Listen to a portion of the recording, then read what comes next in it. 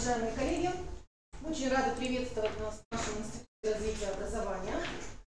У нас сложились очень хорошие деловые отношения с издательством «Просвещение», и мы гордимся, наверное, даже тем, что коллеги из издательства «Просвещение» приезжают к нам непосредственно на вебинары для наших уважаемых слушателей. В этот раз к нам приехала Евгения Владимировна Воропай. Она является заместителем руководителя Центра по редакционной издательской работе Центра гуманитарного образования издательства «Просвещение».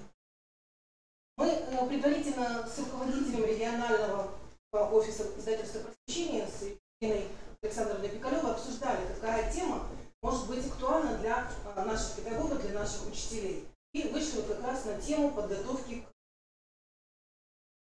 к ЕА, к ЕГЭ, об этих известных пособиях, которые выпускает издательство, о той работе, которую ведет издательство в этом направлении, о том, как можно организовать работу по подготовке к ЕА и ЕГЭ интересно, актуально, эффективно.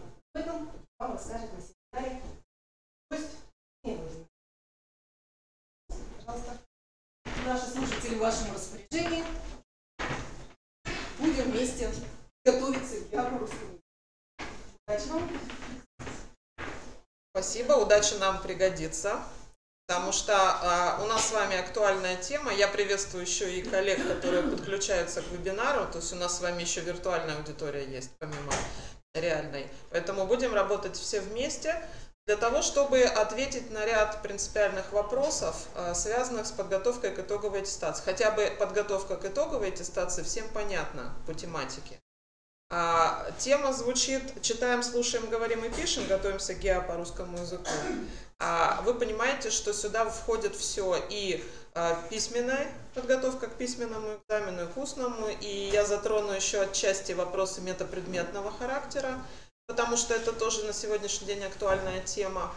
Вот. Ну и хотелось бы призвать вас откликаться на мои вопросы. Манера моего выступления обычно такова, что я люблю, когда аудитория работает вместе со мной, вслух. И даже если не согласна, я тоже люблю, потому что в споре рождается истина. Если есть что сказать, пожалуйста, не стесняйтесь.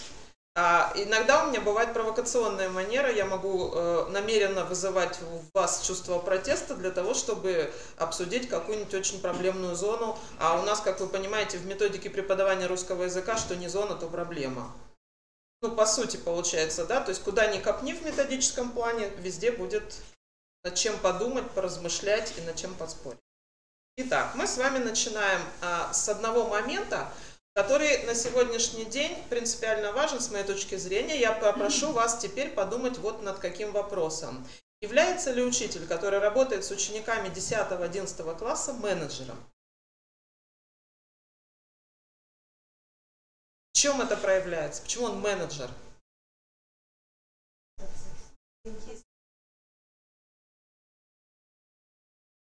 Заинтересовать, ну, как правило, там подключаются на этом этапе уже родители, да, они не безучастны.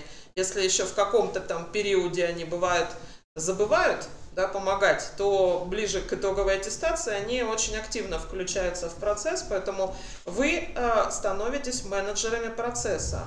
И в результате так устроена наша психология педагогическая, что хочется, чтобы все сдали на 100 баллов. Хочется? Честно признайтесь, хочется? Чтобы все сдавали на 100 баллов, да? Чтобы можно было гордиться своими учениками. Никогда так не получится. Да? Никогда. Как тогда? Почему же я говорю о менеджере? Менеджер должен управлять процессом эффективно. Что значит эффективно? Результативно, но при этом с наименьшим ущербом. Правильно вы говорите, с наименьшим ущербом для себя. То есть он должен работать эффективно таким образом, чтобы, как всем сестрам по серьгам, да? То есть нужное досталось в нужном количестве каждому ученику. Вот мы с вами сейчас поразмышляем над таким вопросом, который на слайде обозначен как индивидуальный подход при подготовке к ГИА. Я вам предлагаю схему. Смотрим на нее. Итак, у нас первый этап – целеполагания. Вы получили, предположим, учеников 10 класса. Из присутствующих есть у кого 10 класс? Поднимите руку. Сколько таких людей? Десятиклассники вот сейчас у вас. Вот вы 10-классников получили, у вас 2 года впереди до итоговой аттестации, у вас начинается этап целеполагания. Что это значит? Вы менеджеры, вы процессом управляете. Не ваши цели здесь интересны нам, а интересны цели 10-классников. Какую цель они должны перед собой поставить? Нет, они не могут себе поставить цель создать условия. Не-не-не, я еще раз уточняю, цель в данном случае не педагогическая, а учебная ученика. Ученик себе ставит цель, а вы ему правильно создаете условия для целеполагания. Какую цель должен поставить себе ученик? Коллеги, привыкаем мы менеджеры, мы должны отвечать как менеджеры. Цель должна быть измерима. Хорошо, это сколько рублей? Сколько баллов? Коллеги, еще разок. Цель должна быть измерима. Менеджеры, включайтесь, пожалуйста, в мыслительный процесс. Измеримая цель означает, что я, как ученик 10-го, я вот ученица 10 класса, ставлю себе цель. Какую я могу себе поставить цель? Сдать русский язык через 2 года на 80 баллов. Принимается такая цель? Принимаю. Вопрос сейчас не стоит могу, не могу. Я ставлю перед собой цель, очень конкретную. А я не очень способная ученица 10 класса. Могу я себе поставить цель преодолеть порог по русскому языку? Да? Могу? У меня будет такая цель. Кто-нибудь поставит себе цель хотя бы 50. Да? Ну или и так далее, и так далее. Откуда ученик знает, какую цель он должен себе поставить?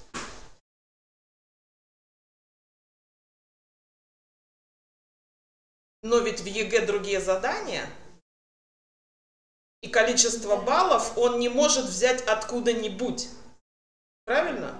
Ну, то есть ни с того ни с сего писать себе, что я вот сдам ЕГЭ на 80 баллов, я не могу, пока я не познакомлюсь с материалами, по которым оценю свои способности, да, и составлю программу своего движения. Вот мы с вами определились, значит, нам по сути в начале 10 класса, в крайнем случае в начале 11 класса нужна входная диагностика, на основе которой можно уже попробовать поставить цели. Цель поставили, предположим, хочу 80 баллов, ставлю себе такую цель. Следующий мой шаг. Я ученица 10 класса, мой шаг, следуя логике моего слайда. Я выбираю стратегию. Стратегия это что? Как? Правильно. Что я буду делать для того, чтобы эти свои 80 баллов получить? И стратегия тоже должна быть измеримой. Пошагово, да? Что на каждом этапе нужно повторить, изучить, отработать, натренировать, проанализировать, сопоставить и так далее, и так далее. Да? Ну, понятно, что мы с вами сейчас обсуждаем модель идеального выпускника, у которого, 80 баллов, я так полагаю, перед собой цель ставит не слабый ученик. Так ведь? А тому, кто ставит себе целью 36 баллов по преодолению порогового значения, наверное, со стратегией нужно помочь. Да, с определением стратегии. Опять работаем как менеджеры. Так, что такого дальше в процессе учебном произойдет, что потребуется 3-й этап в схеме, конкретизация цели? Или наоборот, или я, может быть, слишком скромную цель, да, поставила, могу больше, да? Либо чересчур оптимистично была. 80 баллов пока нереальная история, значит, нужно конкретизировать свою цель на каком-то этапе. Так? Ну и, собственно говоря, кто осуществляет отбор заданий? Почему не ученик? Оба. В идеале моя мечта, я все надеюсь на то, что родители тоже на этом этапе подключаться. Никогда в мае их вызовет директор школы и скажет, что мы вас не допускаем, потому что... Да, а потом родитель скажет, а что вы делали тут все это время и так далее, и так далее. Знаем такие истории. А чтобы родитель хотя бы участвовал в обсуждении стратегии и понимал, какие шансы есть, и, может быть, даже включил какой-нибудь мотиватор. Да? У родителей же есть в наборе мотивации для своих детей, значит, нужно как-то подключать. Итак, у нас в прошлом году было издано, начинается, коллеги, у меня какие-то слайды чисто методические, какие-то рекламные. Я представляю издательство. Я рассказываю о продуктах нашего издательства просвещения, поэтому, естественно, какие-то рекламные моменты будут рассказывать. Но у меня манера такая. Я не рассказываю о тех пособиях, которые, как мне кажется, не имеют серьезной пользы и помощи для учителей. Вот такое пособие рекомендую вам для того, чтобы вы порекомендовали родителям. Оно адресовано не вам, а родителям. По той простой причине, что здесь собраны ответы на вопросы, как вот мой ребенок идет в 11 класс, ему сдавать ЕГЭ. В комплексе по каждому предмету, который мы выберем, что нам нужно знать про ЕГЭ, чем мы можем пользоваться. И, в общем, перечень вопросов, ответы на которые содержит это пособие, вы на этом слайде видите. Презентацию потом получите и можете спокойно родителям на родительском собрании порекомендовать. Потому что родитель должен вовремя включиться в процесс, чтобы понимать, как и тоже с точки зрения менеджера, как менеджера своего ребенка, да, управлять этим процессом. Значит, и про документы, и про все остальное. Так вот, продолжая ту мысль, с которой я начала, что у нас с вами определяется цель, так, мы будем сейчас прописывать с вами конкретные стратегии. Так вот, в этой серии, которую вы видели, она у нас вся серия «Я сдам ЕГЭ» или «Я сдам ОГЭ», у нас есть предметные пособия и есть то пособие на предыдущем слайде, которое направлено было как раз на объяснение, что такое ЕГЭ вообще, в частности, по каждому предмету, что нужно знать, уметь, чем пользоваться, какие критерии, какие стратегии, и в том числе стратегии, кстати, как примеры, тоже прописаны. Сейчас я буду говорить об этих пособиях и методике подготовки, и мы вернемся с вами к вопросу о наших менеджерских функциях. Скажите, пожалуйста, про этот проект вы слышали? Я сдам ЕГЭ, я сдам ОГЭ. Слышали? Кто-нибудь пользуется? А чем вы пользуетесь для подготовки к итоговой аттестации? Каким пособием? Сборниками КИМов, да? А чем? В интернете? В магазине? Ну, а там методика или что там? Есть методические пособия. Пошаговые прописаны. Значит, история возникновения этих пособий следующая. Просто я с самого начала, с 2015 года участвую в этом процессе, поэтому знаю изначально, какой был замысел. Если в вашем классе, ну скажем, мало таких, которые мечтают о 80 баллов, то, собственно говоря, для таких проект и задумывался с самого начала, потому что был конкретный запрос от республик Российской Федерации разработать методику, которая бы позволила детям в рамках этой методики подготовиться к итоговой аттестации так, чтобы преодолеть порог. Замысел понятен? То есть это не для 8-бальников изначально была задача. То есть задача была научить слабых учеников, да, именно в системе методической преодолевать трудности и, собственно говоря, успешно потом проходить итоговую аттестацию. Как происходит все это вот по замыслу, и как происходило, и как потом это все распространялось уже в целом на всех, и на тех, кому 80 баллов тоже хочется, и может быть и больше. Смотрите, значит, проект в 2015 году был трехсторонний. Федеральный институт педагогических измерений разрабатывал пособие. Мы его печатали, издательство просвещения, вторая сторона. И третья сторона – Рособорнадзор. А Рособорнадзор готовил систему мониторинга.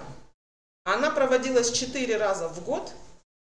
И система была такая. Скажем, вы получили, ну, в 10 или в 11 классе к вам пришли дети. Вы проводите одну диагностику, получаете Рособорнадзор ее вам присылает, он же обрабатывает результаты, и потом статистику вы видите. То есть вы что видите? Процент выполнения заданий. Вы делаете коррекцию стратегического плана и, скажем, что вы выявляете, что из всех орфографических тем самое сложное, ну и вы ее и так знаете, но тут статистика на конкретных детях покажет, что вот эти конкретные в этом году дети с 1-2 N справляются хуже, чем все предыдущие вместе взятые. Может такое случиться? Значит, вам какой сигнал? До следующего мониторинга вы отбираете стратегически такие шаги, которые позволят вот в этот срок, конкретно до, например, ноября, до начала ноября, да, какую-то часть работ, да, провести для того, чтобы улучшить качественные результаты. Логично? То есть следующий мониторинг в начале ноября проводит опять Рособорнадзор, опять обрабатывает результаты, и мы должны что увидеть? Положительную динамику, конечно, положительную динамику, которая говорит о том, что вы движетесь верно, вы видите опять западающее звено, там какая-то часть, например, в пунктуации, какое-то из заданий может быть, вполне, да, значит, вы просто распределяете работу таким образом, чтобы к каждому следующему мониторинговому мероприятию у вас был накопленный, законченный модуль, и по этому модулю вы смотрите на результаты и уже тогда смотрите точечную коррекцию отдельных детей. Вот в ходе таких 4 было в году вот таких мониторинговых мероприятий в пилотных республиках. И в результате получилось, что в итоговой аттестации в целом по этим республикам у них существенный скачок качества по нашим предметам. А первоначально были обществознание, русский язык и математика заявлены для этого. То есть, учитывая, что если в таком ключе работать, можно достичь существенного качественного улучшения результатов, Рособорнадзор принял решение распространить этот опыт и предложить его другим регионам. Идея ясна? Теперь давайте выяснять, а что такого в методическом плане было предложено, что может помочь слабым школьникам, а в отдельных случаях выстраивать индивидуальную траекторию для тех, кому нужно двигаться дальше, у кого интересы серьезные в вузы поступить и поэтому иметь хороший результат.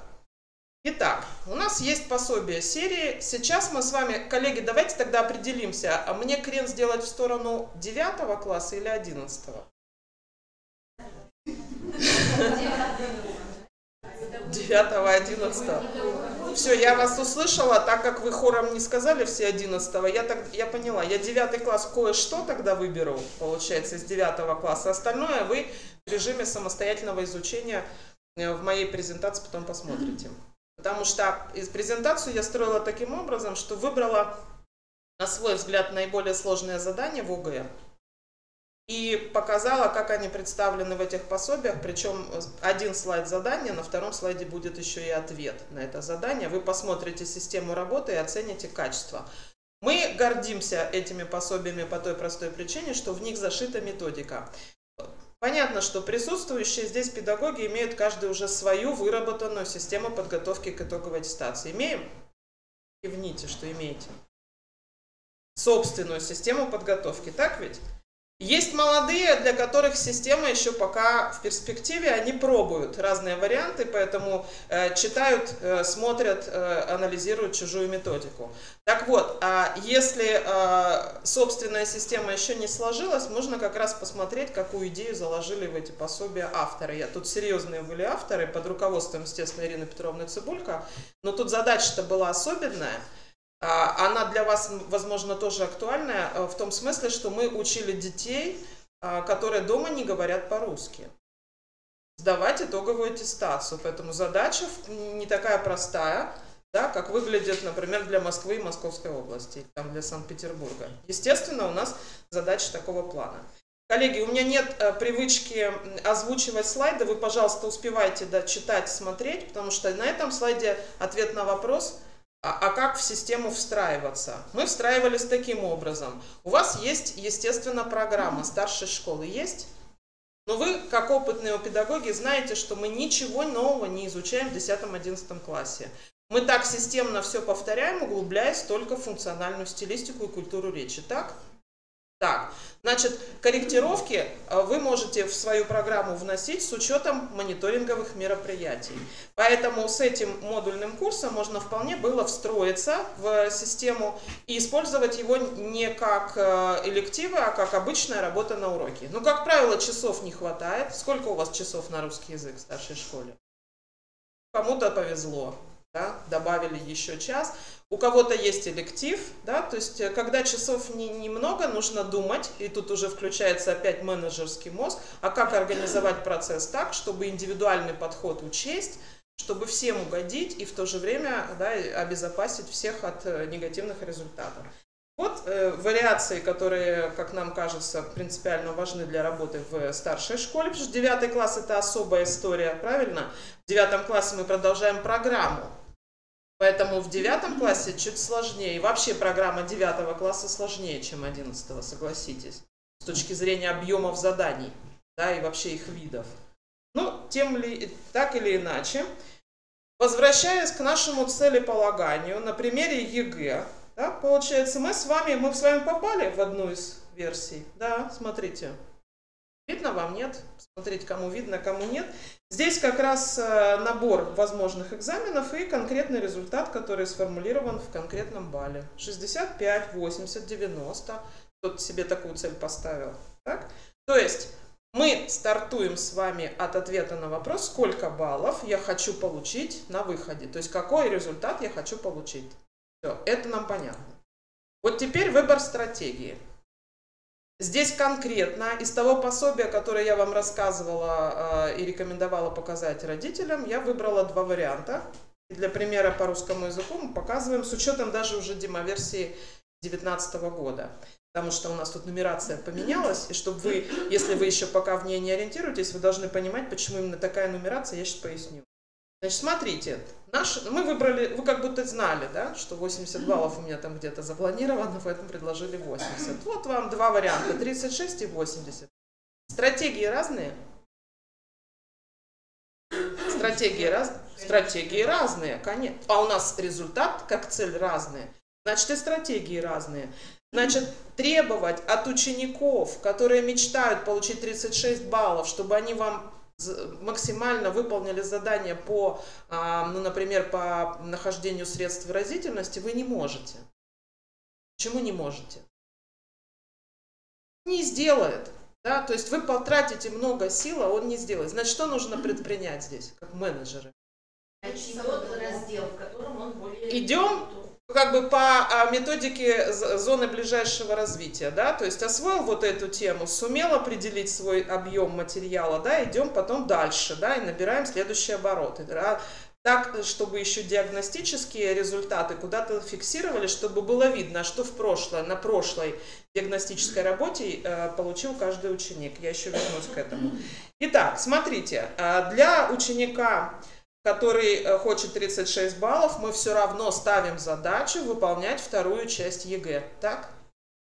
Сочинение писать. На какое количество баллов? Но смотрите, и тому, и другому предлагаем одинаковое количество баллов. Справедливо?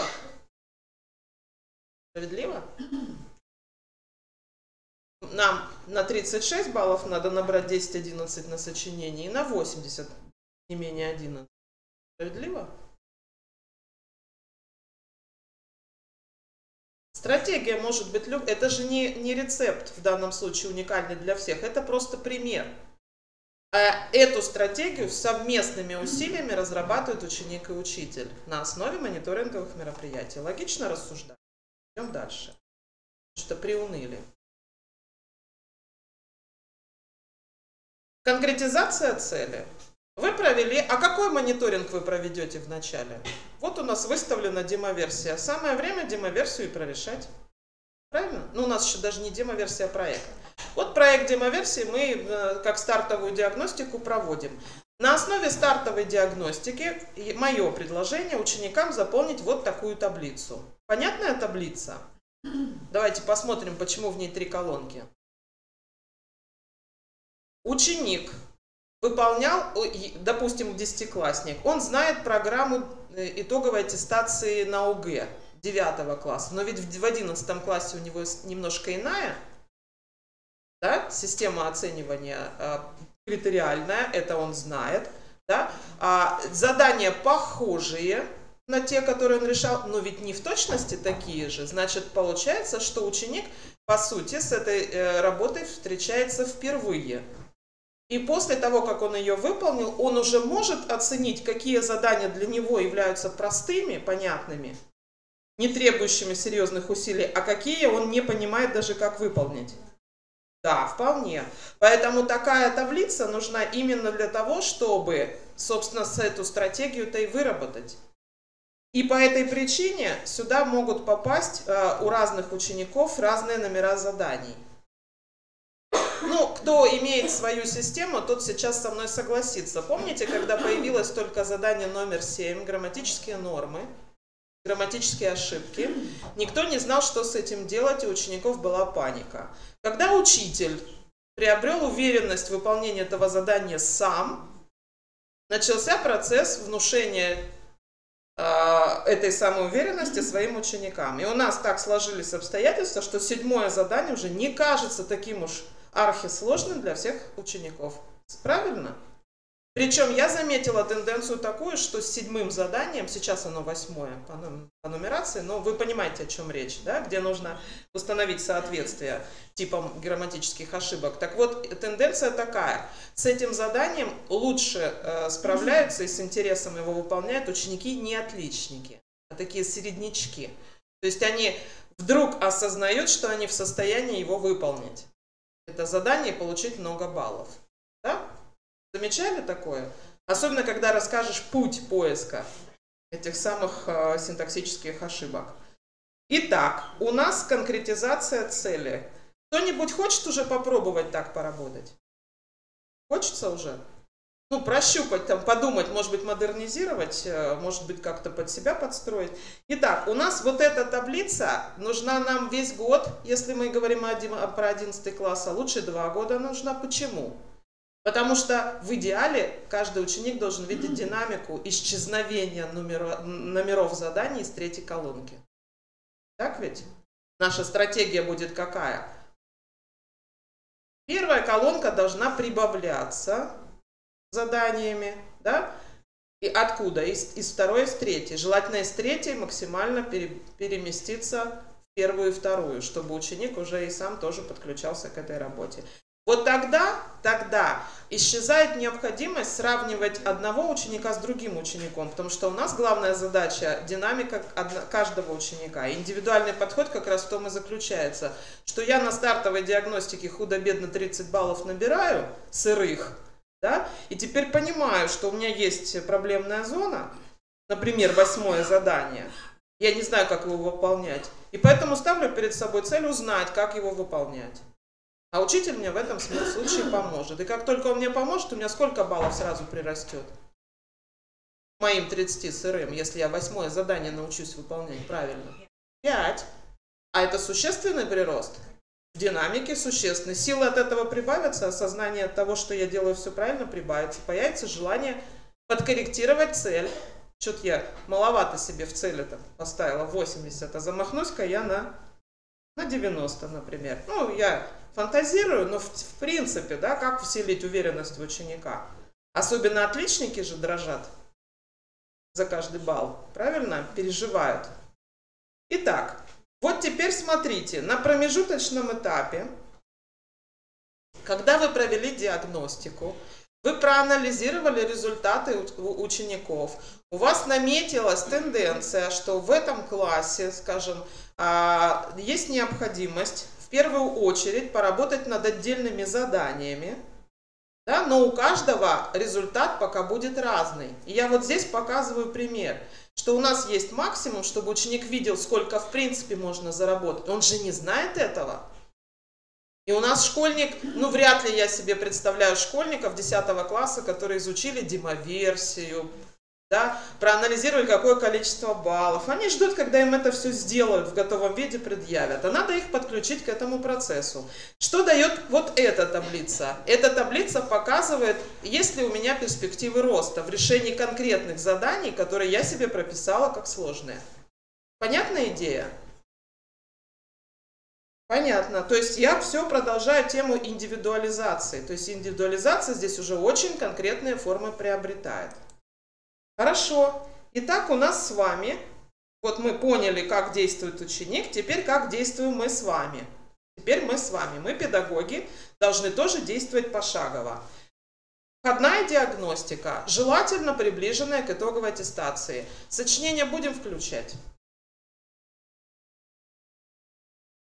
Сочинение отдельно, да, получается. Да, совершенно верно, потому что много времени потратим, да, а пользы от этого будет немного. Поэтому нужно дифференцировать и с сочинением поработать отдельно. То есть входную диагностику по сочинению проводим отдельно.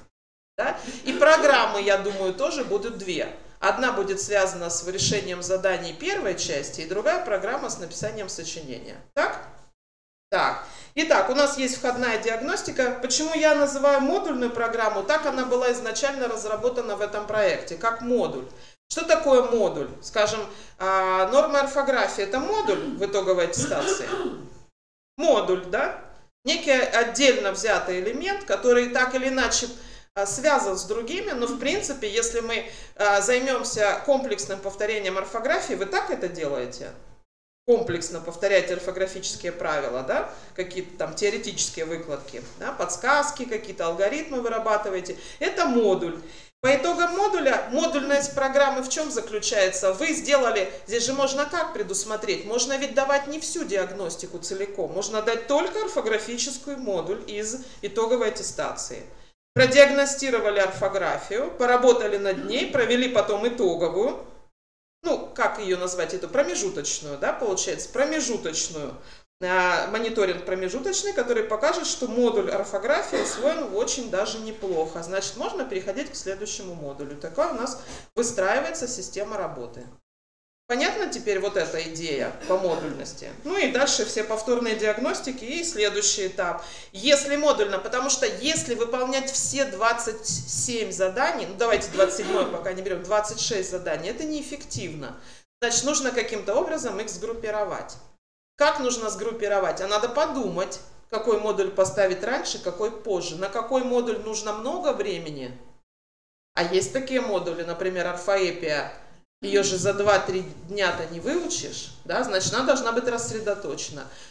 Лексические, морфологические нормы, это же тоже сложное, особенно морфологические. Там же какой объем информации? Значит, наверное, его тоже надо рассредоточить. И тогда здесь есть некие методические находки, которые у каждого из присутствующих есть. Авторы считают, что орфоэпию и морфологию, и лексику с паронимами связанную, лучше использовать как сквозные темы, не как модульные, как сквозные. То есть на каждом уроке понемножку повторять орфоэпию так и связывать ее с паронимами, чтобы это была именно система. Потому что нормы это не то, чтобы узнал и запомнил, уже используешь, а это ведь навык. А навык требует системного повторения. То есть довольно длительного во времени. Поэтому вот появляется идея в модульной системе добавить сквозные темы. Диагностика. Что дает? Вот версия предыдущая, когда у нас было 25 заданий в ЕГЭ, и результат статистический. Вот за результаты выполнения отдельных заданий. Вам не видно, я озвучу. Но вы видите цвет столбцов? Да? Серый, синий, темно-синий, голубой и серый. Видите? Видите? Значит, у нас голубым обозначен процент выполнения верный. Серым выполнение неверное. И синим не приступили к выполнению. Что дает этот график? Вот эта диаграмма, что нам дает? Я тут вам красным обвела показатель. То есть, что дает статистика? Вот вы представьте, что это был мониторинг. Вот такую статистику вы получили. Что она вам дает как менеджерам? Выявить наиболее сложные темы, да? Установить те самые, то есть можно сверить, у нас ученик таблицу заполняет, он не знает, как выполнить задание, а здесь это как можно увидеть в мониторинге? Либо не приступал, но не приступал, мог еще не успеть, да? Либо не приступал, либо выполнил неверно, и большой процент неверно выполнил. Значит, не знают, как выполнять, что-то забыли повторить, да? И для нас такая статистика как раз свидетельство того, что в программу, вот этим и отличается наша уникальная история преподавания русского языка в старших классах, что мы с вами, заинтересованные в результатах обучения, должны корректировать программу. Вы не можете слепо идти по той программе, которую написали в августе. Согласитесь. У вас есть мониторинговые мероприятия, которые требуют перестройки. Да, вы не должны идти вслед какой-то одной заданной цели, потому что у вас есть конкретная обратная связь, требующая сиюминутного принятия решения, да, и перестроения. Поэтому вот такой замысел управлять процессом. Ну и вот еще статистика, теперь она тематическая. То есть в целом все задания, которые сгруппированы по темам, показывают, что наименьший процент качества дает тема выразительность русской речи. Значит, для меня какой сигнал, как для учителя? То есть выразительность. А тут надо еще подумать над вопросом, а всем ли это нужно? Да? А как ответить на вопрос, всем ли? Подскажите, кто подскажет? Подскажи, как узнать, всем ли нужно? Мы же такие, нам же надо всем обязательно рассказать одинаково хорошо. Как? По целям. Ну да, они могли прописать, но они могли еще не суметь сориентироваться. Коллеги, для нас сигнал о спецификации итоговой аттестации. А какое оно заявлено? Базовое или повышенной сложности задания? В спецификации указаны, какие задания. Если сказано, что это задание базовое, ответ какой? 7. Если задание указано как задание повышенной сложности, значит это задание для тех, у кого в целях большие числа. Согласитесь, да? Значит, опять, мой призыв, может быть, вам покажется что-то революционным в моем видении, просто мы устроены так, что мы стараемся всех одинаково учить. Ну, как бы всем выдать максимально все, что можем. А отдача получается почему-то в разных числах. Значит, нужно думать над тем, как управлять процессом, чтобы результат получился такой, который я хочу. У каждого отдельного ученика, чтобы он в динамике показывал именно положительный прирост по сравнению с началом. И тем самым вы спасете еще ситуацию для учеников, потому что вы фактически их в старшем звене будете приучать к регулятивному УД, правильно? Умение планировать свою учебную деятельность, а осуществлять эту деятельность и двигаться к достижению цели, это ведь регулятивное УД.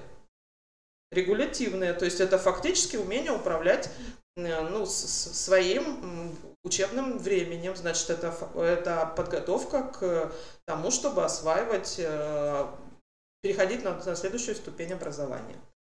Итак, у нас с вами намечается, с моей точки зрения, такое количество модулей. Давайте посмотрим, может быть, оно не бесспорно, над которыми можно работать. И здесь вы уже сами решаете, с какого модуля лучше начинать. Потому что у нас есть еще внутришкольный контроль.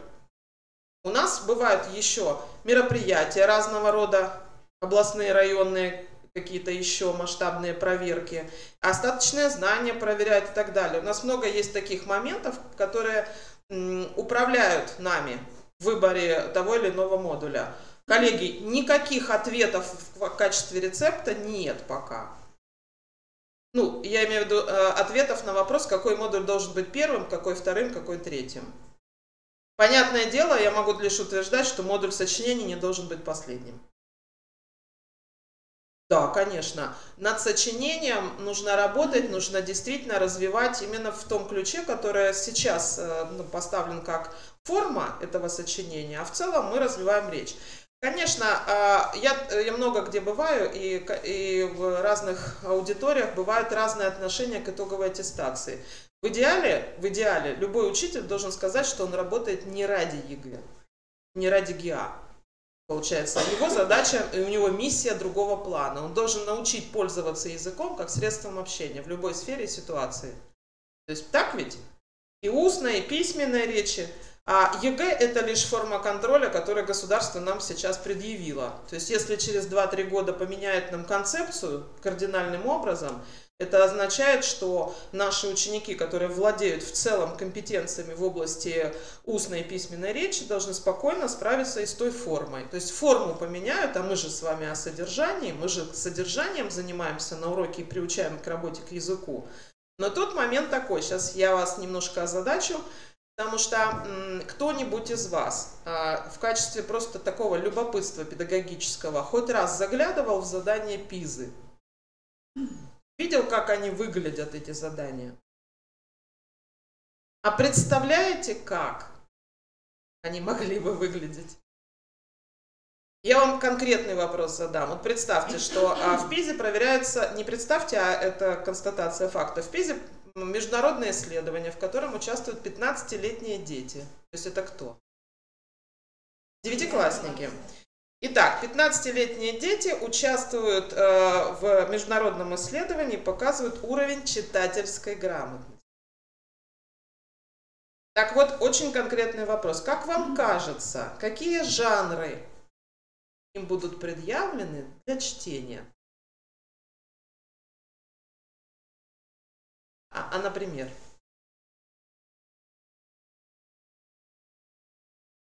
Публицистику. Не любят, значит, им дадут то, что они не любят. На самом деле ответ нет. Нет, коллеги. Авторы-составители ПИЗы заинтересованы в том, чтобы посмотреть, насколько школьники вот такого уровня, такого возраста, 15-летние, готовы решать задачи, которые им предъявляет общество сегодня. Вот вы вдумайтесь, а общество предъявляет какие задачи сегодня?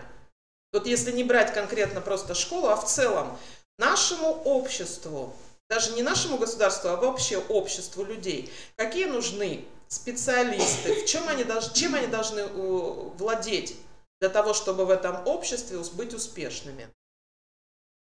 И работать вообще работать с информацией. Ладно, найти информацию, нужно еще ее проверить на достоверность, да? Нужно ее еще научиться преобразовывать, да? Нужно еще научиться ее использовать для решения своих конкретных целей. Совершенно верно. Информация – ключевое слово здесь. А на сегодняшний день простой человек, не ученик, не учитель, просто человек, с какими видами информации работает? В вашем окружении люди с чем работают? СМС, гаджеты, да? Дальше. Интернет. Согласитесь, да? Интернет, что еще? Ну и телевидение, да, если там определенные круги используют. Скажите, какие тогда должны быть жанры для проверки? Из этих областей. Правильно? Ну, то есть, то, что на сегодняшний день является основой получения этой самой информации, оттуда и берутся жанры. А вот теперь к вам вопрос. А мы-то с вами чем на уроке русского языка занимаемся? Какими жанрами? Насколько они востребованы в повседневной жизни, эти жанры? Заявления, автобиографии, расписки. Я называю жанры, которые мы осваиваем в программе по одной из функциональных разновидностей. Заметка, очерк со всеми его разновидностями. Да? Мы же, смотрите, мы с вами цель объявили. Учитель русского языка на уроках ставит какую задачу? Научить школьника пользоваться языком в любой сфере ситуации общения. Давайте себе честно признаемся, путевой очерк кому может пригодиться вот в массовом варианте? А программа же, да, получается, программа, я как могу поменять что-либо в программе? Так вот, международное исследование не смотрит на то, какая у нас программа. Он смотрит на то, что сегодня нужно востребовано человеку. В результате им предлагается, естественно, интернет-жанры, сайт производителя. Мне нужно заказать что-то, какие-то детали, или что-то я хочу купить. Я выхожу на сайт производителя. И дальше идет сайт производителя как жанр и задание поработать с этим сайтом, оценить достоверность информации, которая содержится там. Это задание ПИЗы.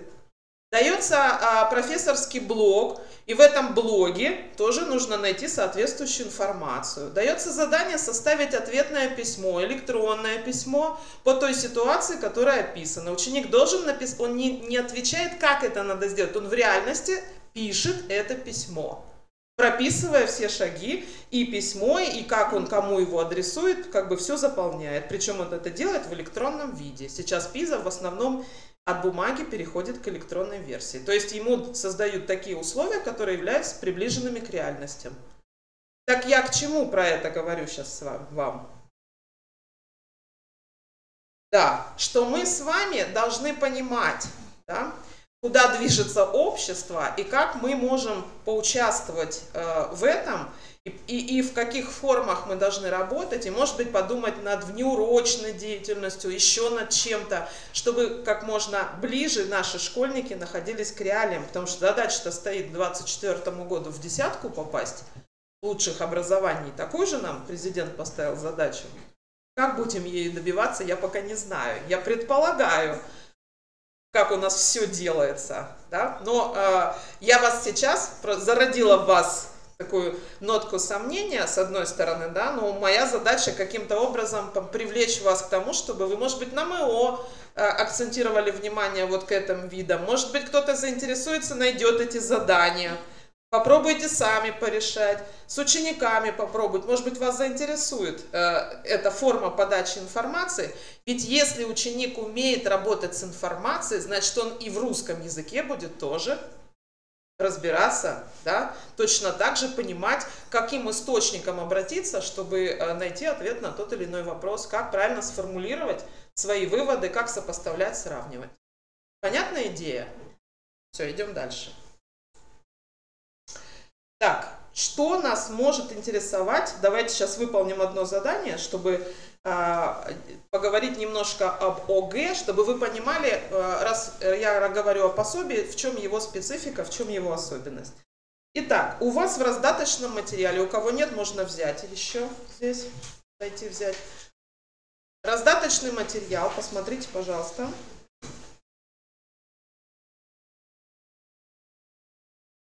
Вот лежит.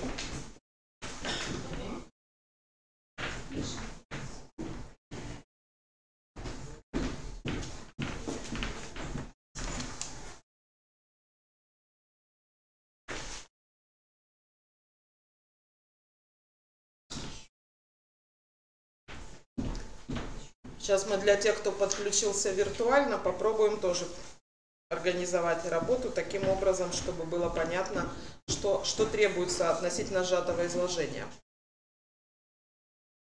Так, коллеги, я прочитаю текст, да, вы уже наверняка его там, кто уже заранее получил, читали, но тут задача такая, чтобы все его все равно услышали, потому что что такое методика, которая заложена в пособии? Это значит, авторский коллектив продумывал, по каким этапам мы движемся для того, чтобы добиться нужной цели. И вот в плане подготовки к сжатому изложению, вообще к изложению, к сочинению, трудно готовить всех одинаково, согласитесь, раз. Трудно готовить всех массово, потому что я думаю, что вы в 9 классе как-нибудь договариваетесь со своим классом, что вы все 3 варианта сочинения писать не будете. Так ведь? Ну, если кто-то желает отличиться, да, то он, как правило, сам берет на себя ответственность, да, и там какие-то консультации вы ему проводите. Вот. Но задача моя показать, в чем смысл именно методический в плане подготовки, поэтому мы с вами с этим текстом поработаем, опуская ряд заданий, а вы там прорешайте, посмотрите. Я взяла задание из пособия для 9 класса. Пособие, значит, смотрите, пожалуйста, если на слайде есть картинка обложки, это означает, что из этого пособия взято задание. Если обложки нет, значит, не из пособия. Итак, у нас с вами текст по Милославскому. Меня больше всего интересует, конечно, сама система подготовки к сжатому изложению. Итак, текст. Можно ли совершенно одинаково интересоваться строением вулканов и неправильными глаголами, законами взаимодействия частиц и загадкой библиотеки Ивана Грозного, устройством ЭВМ и натюрмортами? Ну, допустим, человек разносторонне одарен от природы, все мгновенно понимает и запоминает. Но ведь на то он человек, чтобы непременно спросить: это просто интересно или это мне для чего-нибудь нужно? А поняв, для чего это нужно, воодушевиться еще сильнее или наоборот охладеть. Чем бы современный школьник не занимался в будущем, медициной, экономикой, техникой, он может и должен представить себя за компьютером. А вот представить себя в пустыне, животный мир, который необходимо выучить к завтрашнему уроку, не так уж легко. Но прелесть жизни в ее непредсказуемости. Может быть, придется строить города в пустыне, лечить там людей. Как же тогда без знания о животном мире пустыни? К тому же то, что сегодня необходимо знать только нескольким людям, завтра может пригодиться многим. И все-таки вопрос о том, зачем нужно то или иное знание, совершенно естественный и законный. Не ставить его значит проявить либо непростительный инфантилизм, либо неоправданное равнодушие к собственным занятиям. И даже если увлечение предметом столь велико, что вопрос о его нужности в данный момент не возникает, он непременно должен возникнуть рано или поздно. И пусть лучше это произойдет раньше, чтобы избежать горьких разочарований в напрасно затраченных усилиях или сожалений о неиспользованном. Сложноватый текст с точки зрения лексики. Да, сложно, но потому что это же ученый. Он же не для девятиклассников писал. Хотя, в общем, текст научно-популярный и понятный. Здесь нет непонятных слов, но немножко тяжеловат. Но моя задача-то не в этом. Смотрите, коллеги, когда мы приступаем работать с сжатым изложением, мы обязательно работаем с текстом, который ученики воспринимают не только на слух. Так ведь? Обязательно. То есть, в любом случае, у нас к этому пособию есть аудиоприложение, где текст читает тот же, кстати, голос, что и на экзамене. Но для работы, для подготовки, для обучения приемам сжатия, естественно, текст должен быть перед глазами. Так вот, в раздаточном материале, посмотрите, пожалуйста, пункт 6. Примените способы сжатия текста, руководствуясь краткими пояснениями. Дошли до этого? Дошли. Значит, курсивом, посмотрите, пожалуйста, прописаны алгоритмы, подчеркнуты отдельные слова. То есть оцените методическую работу тех, кто готовил этот материал для обучения. Смотрите, то есть есть текст, который нужно сжать. Есть разные приемы сжатия, которые мы школьникам сообщаем. И есть конкретно показанные приемы в конкретном тексте на конкретных предложениях. То есть заменим обобщающим словом подчеркнутые однородные члены, которые конкретизируют мысль. Заменим? Заменим, да? Посмотрите. То есть для тех учеников, кто не знает, как приступать к работе, да, сомневается, уже показан путь. Теперь смотрите второй пример. Объединим эти три предложения, учитывая подчеркнутые средства связи предложения 2 и 3, а также парцеляцию в предложении 4. Ну, при условии, что все знают, что такое парцеляция. Да? Ну, знают, как правило. Кстати, парцеляция мне чем нравится. Когда ученик узнает, что это такое, он даже в своей письменной речи ее использует.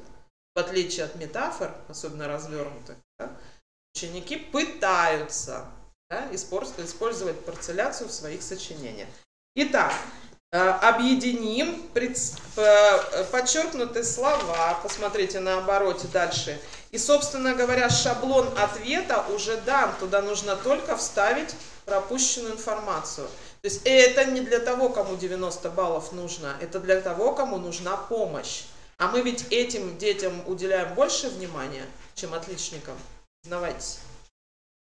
Но они же нас беспокоят больше всего, они должны в первую очередь освоить материал, поэтому, конечно, вот это подспорье как раз для слабых учеников. Дальше идем. Переформулируем предложение 7. В предложении 8 заменим подчеркнутые слова обобщающим понятием. Предложение 9 мало что добавляет к мысли, следовательно, от него его можно вообще опустить. И так далее. Оценили? Вплоть до 12-го предложения, которое предлагается опустить, да? 13-е свяжем с предыдущим с помощью личного местоимения, попутно еще и средства связи повторяем. И таким образом проработали текст и показали, какими приемами можно было воспользоваться. То есть моя задача показать, что вот таким способом авторы предлагают учиться сжатию текста при подготовке к сжатому изложению в 9 классе. Идея понятна? То есть заложена, и она заложена в пособии так, что оно создано как рабочая тетрадь, то есть не надо ничего переписывать, а прямо в пособии вписываются вот эти слова, которые пропущены, мы тем самым экономим время. Ну, отчасти экономим, да, получается.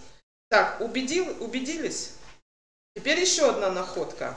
С моей точки зрения, хорошая находка методическая, которая заключается в том, что так как у нас времени немного, есть еще программа 9 класса, в которой есть синтаксис сложного предложения, например, да, то при подготовке предлагается использовать тексты малого объема. Что такое тексты малого объема? Смотрите сейчас на слайде. Текст всего состоит из 3 предложений. можно на примере одного абзаца отрабатывать какой-то прием сжатия. Можно. Да? То есть для того, чтобы научить детей приемам сжатия, не нужно предъявлять им большие по объему текст. Ну, большие, я имею в виду трехабзацные, которые они в реальности потом будут пересказывать целиком. А именно на примере 3. Ну, мы ответим на этот вопрос? Так. Смотрите еще. Тема, главная мысль, тоже всего 3 предложения, да, получается. То есть находка заключается в том, что использовать вот такую комплексную систему повторения можно и без пользования текстами большого объема, когда на это нет времени и задач. Вот так. У меня тут с ответами будет. Понятно? Это непростое задание. Нужно определить тему этого текста и главную мысль. А текст всего-то из 3 предложений. Так, по сжатому изложению. Кто-нибудь столкнулся прям с серьезными трудностями?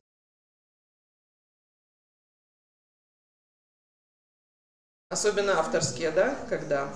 Ну, да, есть момент. Соглашусь. Тогда здесь нужно, ну, условно говоря, это, конечно, уже не русский язык, это манипуляции такие с русским языком. Это надо научить правильно улавливать интонацию при прочтении. Да, вот эту паузу уследить, что она удлинилась, да, и что начинается новая микротема. Так, еще. Коллеги, вы должны были обратить внимание, все те, кто участвовал в прошлом году в собеседовании, что у нас беда с изложением. Мы с вами такой сделали крен в сторону сжатого изложения, что когда на собеседовании нужно было пересказывать подробно, мы получили сжатое изложение. Беда, да, получается. То есть удваивается наша работа, потому что не надо делать крен. Да? То есть нужно учить пересказу разным способом. А в чем проблема? А проблема заключается в том, что при подробном пересказе нужно детали улавливать, а при сжатом суть. Это совершенно 2 разных момента с точки зрения мыслительной деятельности, да, анализ и синтез. Поэтому здесь довольно сложная история. И я так подозреваю, что часть школьников на устном собеседовании в прошлом году и в этом году столкнется с одной и той же трудностью, именно с пересказом.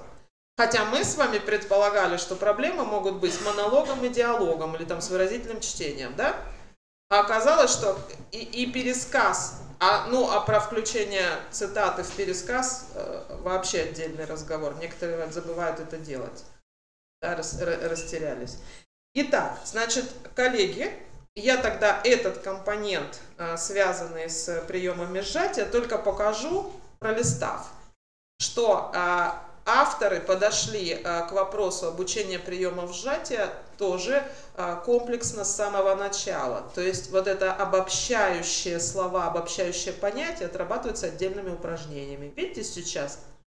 Причем обобщающими, смотрите на примеры, являются не только существительные и однородные ряды, тоже не только из существительных. Здесь целое высказывание и даже глаголы. Смотрите на пункте 4. А давайте 4 сделаем. Ваша задача заменить данные ниже слова обобщающим словом или выражением. 4. Посмотрите. Вставал в 6 утра и сразу принимался столярничать. После утреннего чая шел в сад и там возился до самого обеда. После обеда и до позднего вечера он что-то пилил и строгал в своей маленькой мастерской. Ваше предложение обобщающее. Занимался многими делами, да, вы сказали? Еще варианты обобщения. Работал. Да? Много работал. С утра до вечера работал. Еще есть варианты замены? Трудился, работал? Здесь ключевые... Понятно, что не видно с экрана, но, коллеги, вы поняли, да, смысл? То есть подступы к сжатию начинаются гораздо раньше, чем мы анализируем целиком текст. Потому что, когда изучается тема обобщающие слова, она начинает изучаться в 5 классе, да, потом транслируется в 8 с обобщением. Как правило, примеры в учебнике содержат существительные. А обобщать в пересказанных текстах приходится не только существительное не только, ну, я имею в виду там однородные члены в виде дополнений или там подлежащих, да, не только это, но сказуемые тоже могут быть обобщающими и содержать обобщающие слова. Ну вот, таким образом здесь представлен вот пример такого задания. Дальше. Еще примеры. То есть предлагается максимально сжать. И смотрите, в качестве опоры начало предложения уже дано.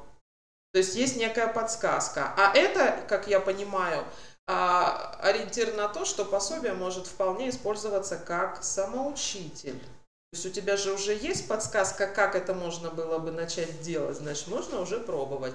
Для сильных учеников это фактически задание для самостоятельной работы с последующим там сравнением результатов. Ну вот у нас тут есть с ответами, я тут специально старалась вам ответы вставлять. Теперь, вот самая ценная находка с моей точки зрения, это вот такого рода шаблоны. У вас в раздаточных материалах есть исходный текст, а после исходного текста вот этот шаблон. Давайте сейчас посмотрим на шаблон и оценим его достоинство с точки зрения методической. Значит, у нас есть некий текст. Ну, пробегите глазами, в целом уже можете ответить, о чем текст. Да, текст 2. Даже если вы текста не видите, потому что есть на слайде, уже можно догадаться, о чем текст. О пушкинской эпохе, и точнее,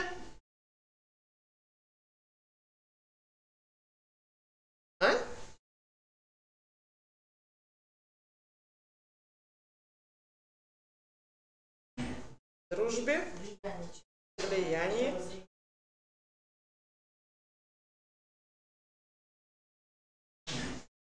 Итак, смотрите, кстати, коллеги, вот это желание всякий раз работать с текстами, в котором всего 3 абзаца, и только 3 абзаца, да, авторами этого пособия не поддержано. То есть, если в тексте, например, 4, как в нашем случае 4 абзаца, мы не пренебрегаем работой с этим текстом. Ну что, ну так смысл выразился. Наша задача какая? Научить школьников писать сжатое изложение. Какая разница, какого текста, с каким количеством абзацев. Итак, смотрите, в пособии приводится пример чего? Пункт 5. Дополните план текста. То есть дается шаблон. Ну, я его называю шаблоном по той простой причине, что в нем пропущены кое-какие элементы, которые нужно дополнить. Но в принципе же ориентир уже дан на то, чтобы сравнить с исходным текстом и правильно сформулировать пункты плана для пересказа. Оценили методику? То есть одно дело дать задание составить план, да, и другое дело дать уже подсказки в каждом пункте этого плана. А ниже, посмотрите, напишите сжатое изложение по этому тексту, используя опорные слова. Нашли следующий фрагмент, который у меня здесь на слайде, он у вас в раздаточном материале есть с пропусками, где в скобочках обозначены слова для выбора, да, и нужно, в общем-то, заполнить этот шаблон. Я такие упражнения называю костылями. Ну, просто потому, что слабому ученику, который не умеет, как вы говорите, читать, даже читает по слогам, ему требуется помощь. Он у нас хромой, поэтому вот такого рода костыли ему даются. Сумеет? С такой опорой сумеет? Как быть с тем, кому 80 или 90 баллов нужно?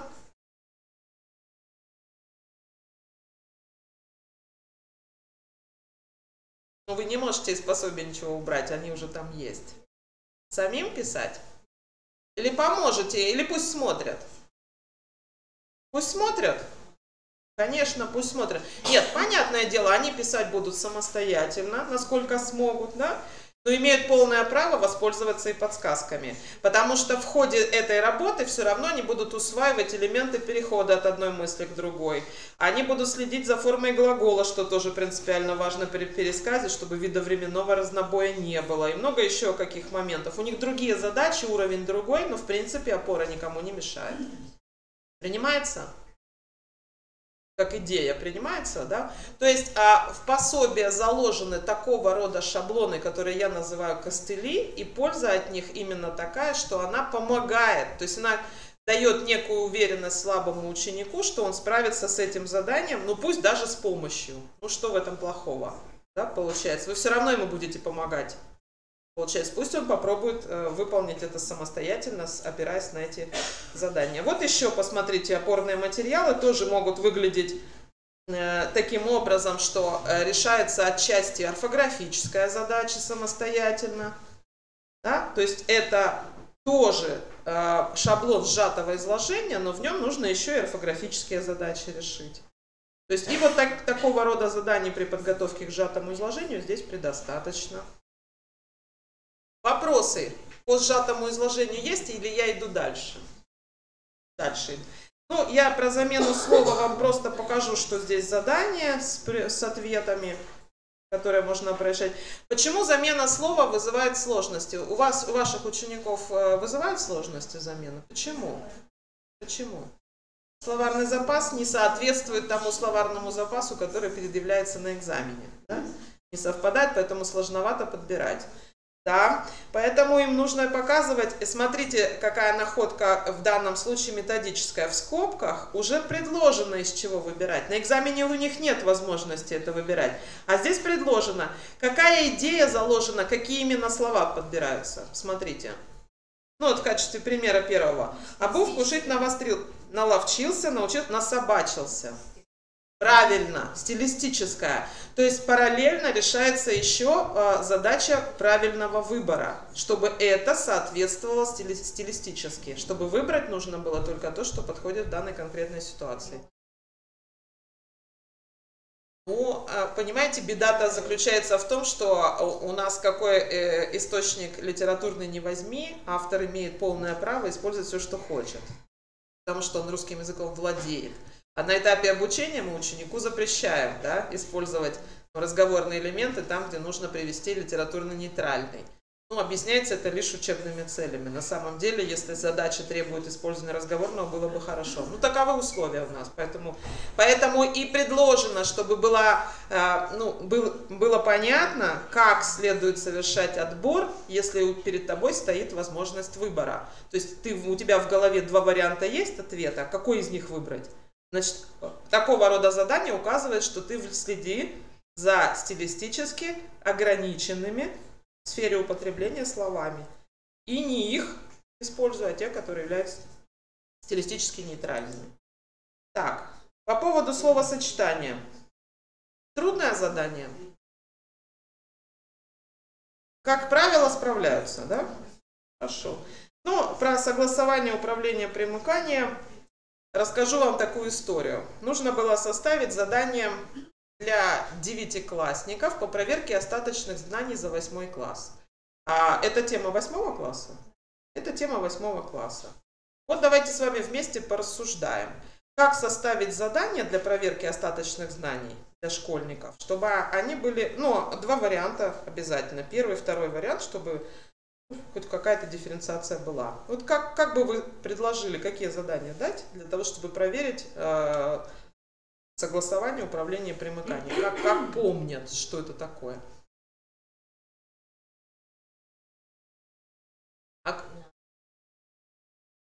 Первый вариант будет что делать? Ну или хотя бы выписывать из предложения словосочетание с согласованием управлением примыканием. А второй вариант? Они должны... Вот, беда-то в чем?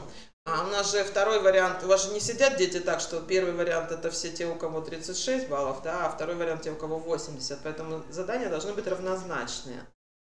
Так вот, получается так, что в одном предложении, например, классические прилагательные, да, выступают в роли, а в другом случае, например, какие-то такие особые разряды местоимений. И получается, когда статистика, если есть возможность обработать результаты, показывает процент решаемости несопоставимый, мы как раз беремся за голову. Да? Почему у нас второй вариант не справился с заданием так, как первый?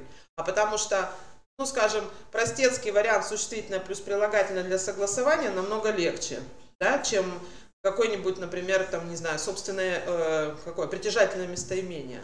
Да? А если еще притяжательное, личное в роли притяжательного, да, еще более осложняется задача. Поэтому трудности здесь в словосочетании как раз могут быть связаны с отдельными случаями, не самыми распространенными. То есть, если типовая ситуация, ученики справляются легко. Если не типовая, спотыкается даже сильный ученик. Да? Потому что, по этой причине, тут тонкость какая? Если базовый уровень, мы работаем на типовых заданиях. А если повышенный уровень у ученика, получается, ему нужно уже усложнять эти задания. Хорошо. А эта тема в 9 классе? А это сложновато, потому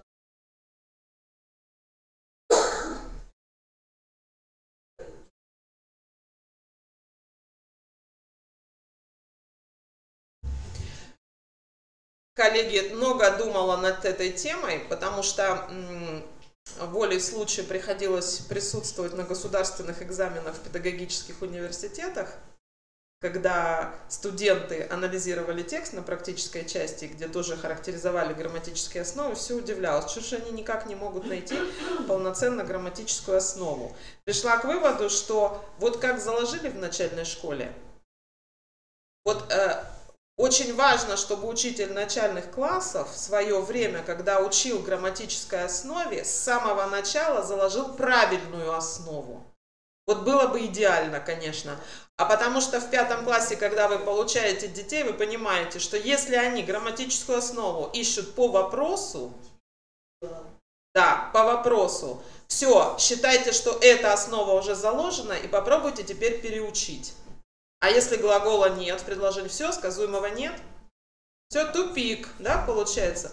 Ну и, соответственно, вообще осознание понятия грамматическая основа, да, получается, должно быть правильным с самого начала. Тогда в 9 классе проблем быть не должно. И тут, получается, я бы хотела обратить ваше внимание, мы сейчас опустим какие-то моменты, на 11-е предложение. Последнее предложение вот в этом перечне. Страх словно огонь в соломе. Как раз примерно случай, что делать. У нас же здесь нет сказуемого. Его же нет. Не видно?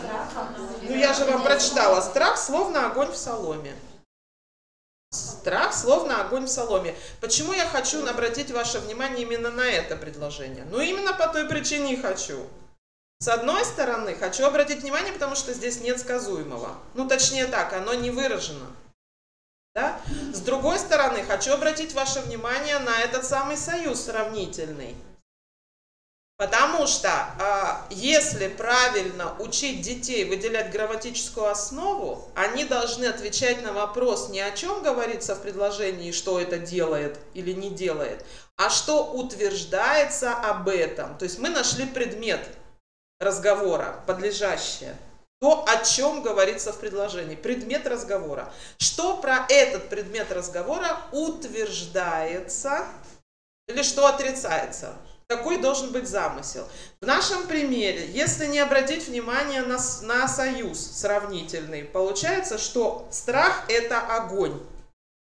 Но ведь автор не это говорит. Он ведь это не утверждает. Он лишь утверждает, что страх на огонь похож. Значит, потерять словно в сказуемом, значит потерять часть его смысла. Логично рассуждаю?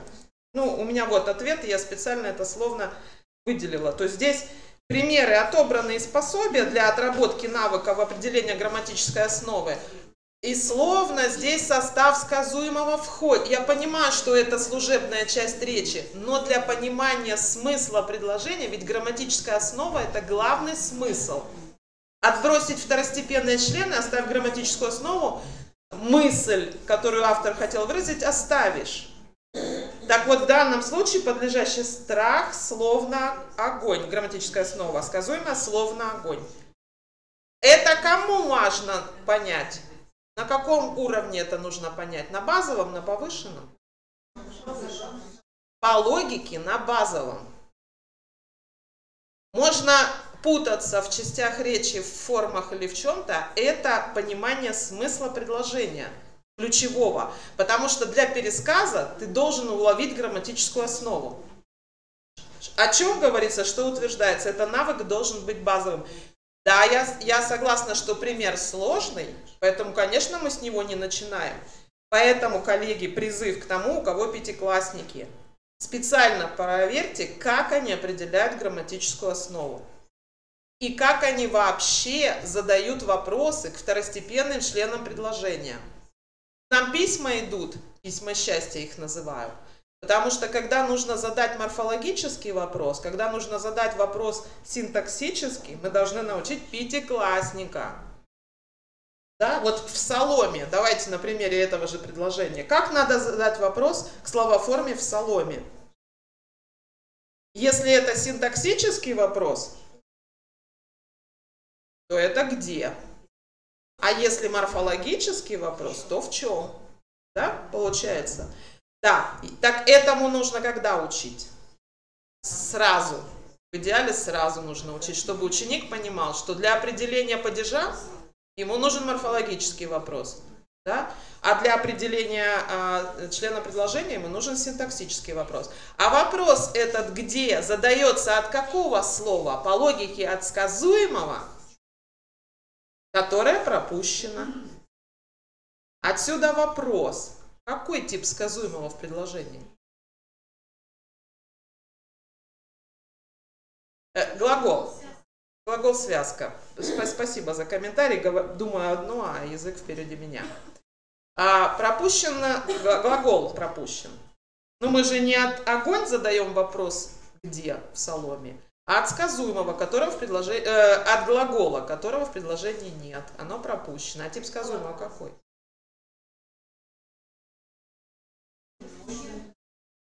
Да, совершенно верно. То есть опущен, это не значит, что его нет.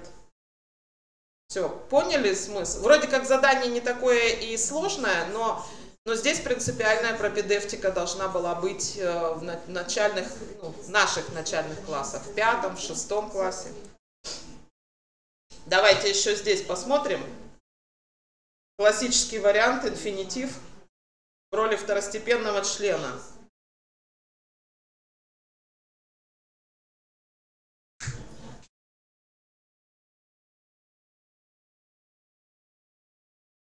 Проверяем ваши знания. Жить на земле значит радоваться и радовать других. Второстепенный член инфинитив? Нет. Он уже почти не тренировался, но все еще не утратил умение точно и прицельно бить. Задайте вопрос. Какое умение? Вот это оно? Ну, перепроверим. Третье.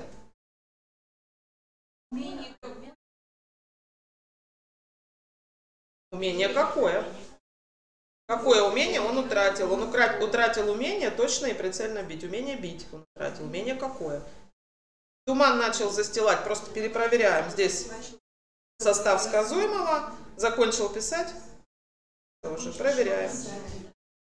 Да, мы были правы, что во втором случае, во втором предложении у нас инфинитив выполняет роль второстепенного члена предложения. А это кому важно, как такое задание выполнять? Это базовый уровень или повышенный? Почему не базовый? Синтаксическая функция не определен.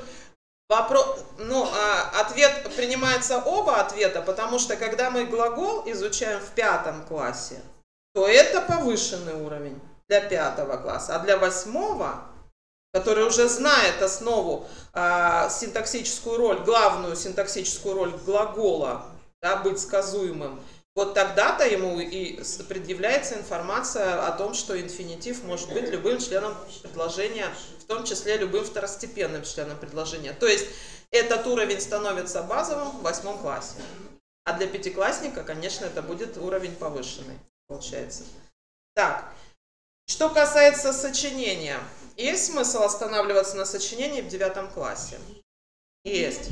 Я поняла, одним есть, другим нет, поэтому голосовать не будем. Я сейчас сориентируюсь в ситуации. Значит, смотрите, коллеги, я только хочу показать вам на спецификацию и убедить вас в том, что сочинение на ОГЭ какого уровня сложности? высокого уровня сложности. Что это значит? А вот вам начало нашей с вами менеджерской работы. Значит, нужно так выстроить свою деятельность учительскую, да, чтобы не перегореть на сочинении там, где не дано некоторым их писать. Поняли замысел? Да? Поняли, потому что это задание высокого уровня. Я не утверждаю, что ученики не должны уметь писать сочинения. Но просто нужно грамотно распределить силы и составить план действий, стратегический план. Как с этим работать? Кого-то учим на уровне костылей, условно говоря, шаблонов, да, чтобы было понятно, как выражать мысли. Кому-то даем волю уже делать это самостоятельно, качественно и хорошо. То есть дифференциация здесь принципиально важна. Вот теперь смотрите. Значит, кто-нибудь, коллеги, замахивается на 15.1? Да. Замахиваемся на 15.1. Хорошо. Значит, в нашем пособии, получается, это третья часть. У нас пособие «Я сдам ОГЭ» в 3 частях. В одном изложение, в другом тестовая часть и в третьем сочинение. Вот, в частности, дается, помимо того, что есть шаблон заданий, есть еще варианты ответа. Смотрите, я вам сюда на слайд вывела и возможный вариант ответа. То есть мы его называем моделью ответа. То есть для ученика продвинутого уровня модель ответа нужна как ориентир. Слабый, конечно, сориентируется быстрее, потому что перепишет слово в слово и будет счастлив от того, что переписал. Наша задача добиться того, чтобы он этого не делал. Как мы этого добиваемся? За счет шаблонов. У него же уже половина задания есть, и ему в голову не придет смотреть в конец книги, где есть шаблон, точнее готовый ответ. Так? Хитрость такая некая заложена в это пособие, чтобы ученик работал, а не списывал, потому что по популярности скачивания готовые домашние задания бьют рекорды. Да? Просто переписываем и все. В этом и сложность. Итак, замысел здесь авторской методики таков, что нельзя ученика даже в 9 классе сразу учить всему сочинению целиком. Его нужно учить пошагово. Если сочинение 15.1 требует анализа цитаты, комментария к цитате, значит мы работаем отдельно только с этим моментом и показываем варианты решения этой проблемы.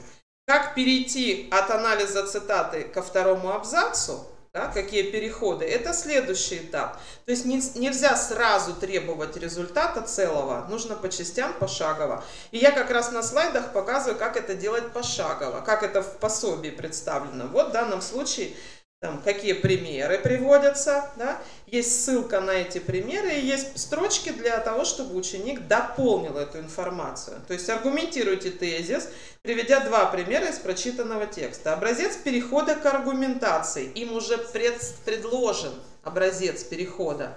Да? Значит, а у нас же с переходами сложности. У нас же такое, ну да, ученик не привык плавно переходить от одной мысли к другой и увязывать их между собой. Поэтому здесь как раз и есть и подсказка, как образец. Ну и соответствующие подготовительные упражнения, если мы выбираем 15.1, вот такого плана, когда определяем функцию разных средств языка в тексте. В данном случае лексические, морфологические, синтаксические явления. А в конце пособия еще есть ответ, с которым можно сравнить потом. Ну, ценность как раз и заключается в том, что пособие может быть как самоучитель. Поэтому это такая обобщающая таблица, которую по-разному к ней можно подойти методически, но так или иначе сверить результаты своей деятельности с образцовыми мы можем. Так? Теперь посмотрим. Ну, давайте с вами хоть одно какое-нибудь посмотрим. То есть, когда ученик пишет на лингвистическую тему, должен найти в художественных произведениях примеры языковых явлений. Давайте посмотрим, что у нас. У нас здесь, смотрите, ученику предложили уже некий набор языковых явлений, из которых нужно выбрать. Где-то у нас есть однородные члены, где-то у нас может быть депричастный оборот, контекстуальный антоним и сравнение. В избе было тепло. Под таганком в печке потрескивали сухие полежки, весело разбрызгивая искры. Есть. Сам он себя в любом случае считал неотразимым, и это чувствовалось в каждом его движении. В том, как он разгуливал по школьному коридору на перемене, прямой как балерина, горделиво неся красивую, заботливо причесанную голову.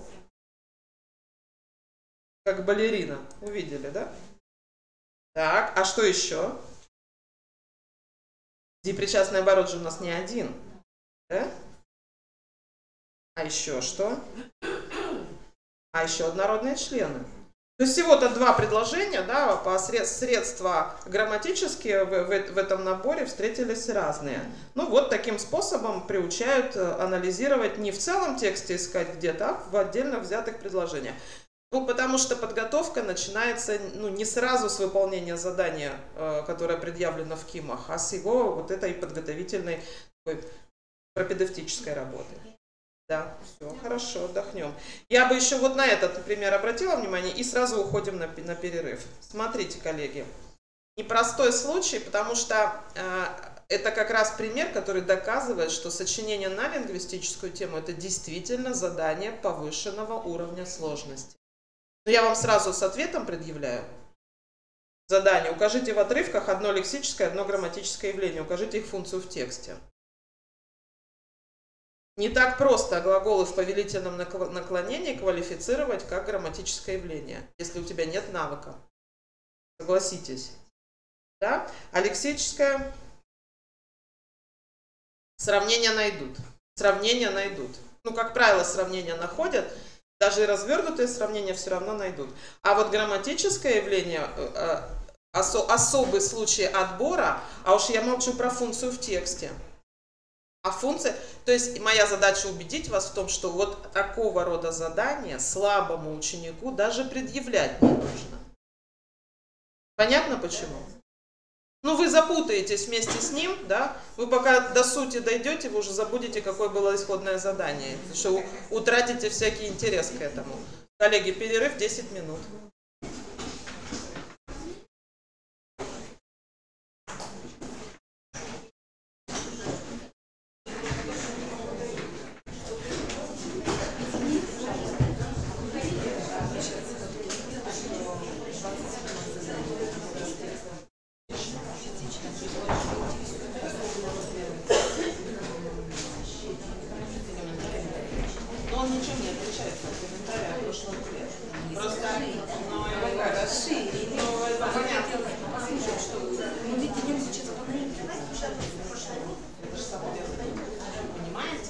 Беда в том, что лучше всего усваивать то, что ты забыл сам. Вот это по наитию, это значит ваш методический поиск. И он вам даст только самый правильный.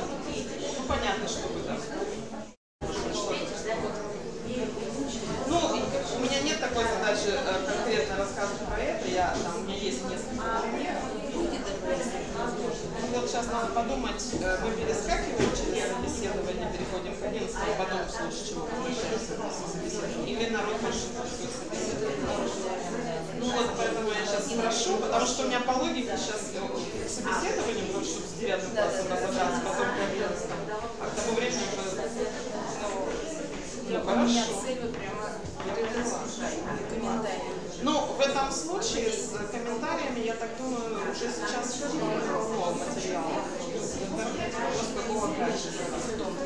Да, ну, я слушала, я не слушала, я читала вебинар Нарушевича, который разложил, но у меня нет его презентации, конечно, с собой, надо ее посмотреть, где он ее выложил, просто поискать, может, есть ссылка на его, потому что у него там пошагово именно простенько. Не заумно представлено, да, как вот последовательно, и, например, видите, сложность этой работы заключается в том, что мы качество не работаем текст конкретно, да, вот так, чтобы действительно у меня там хотя бы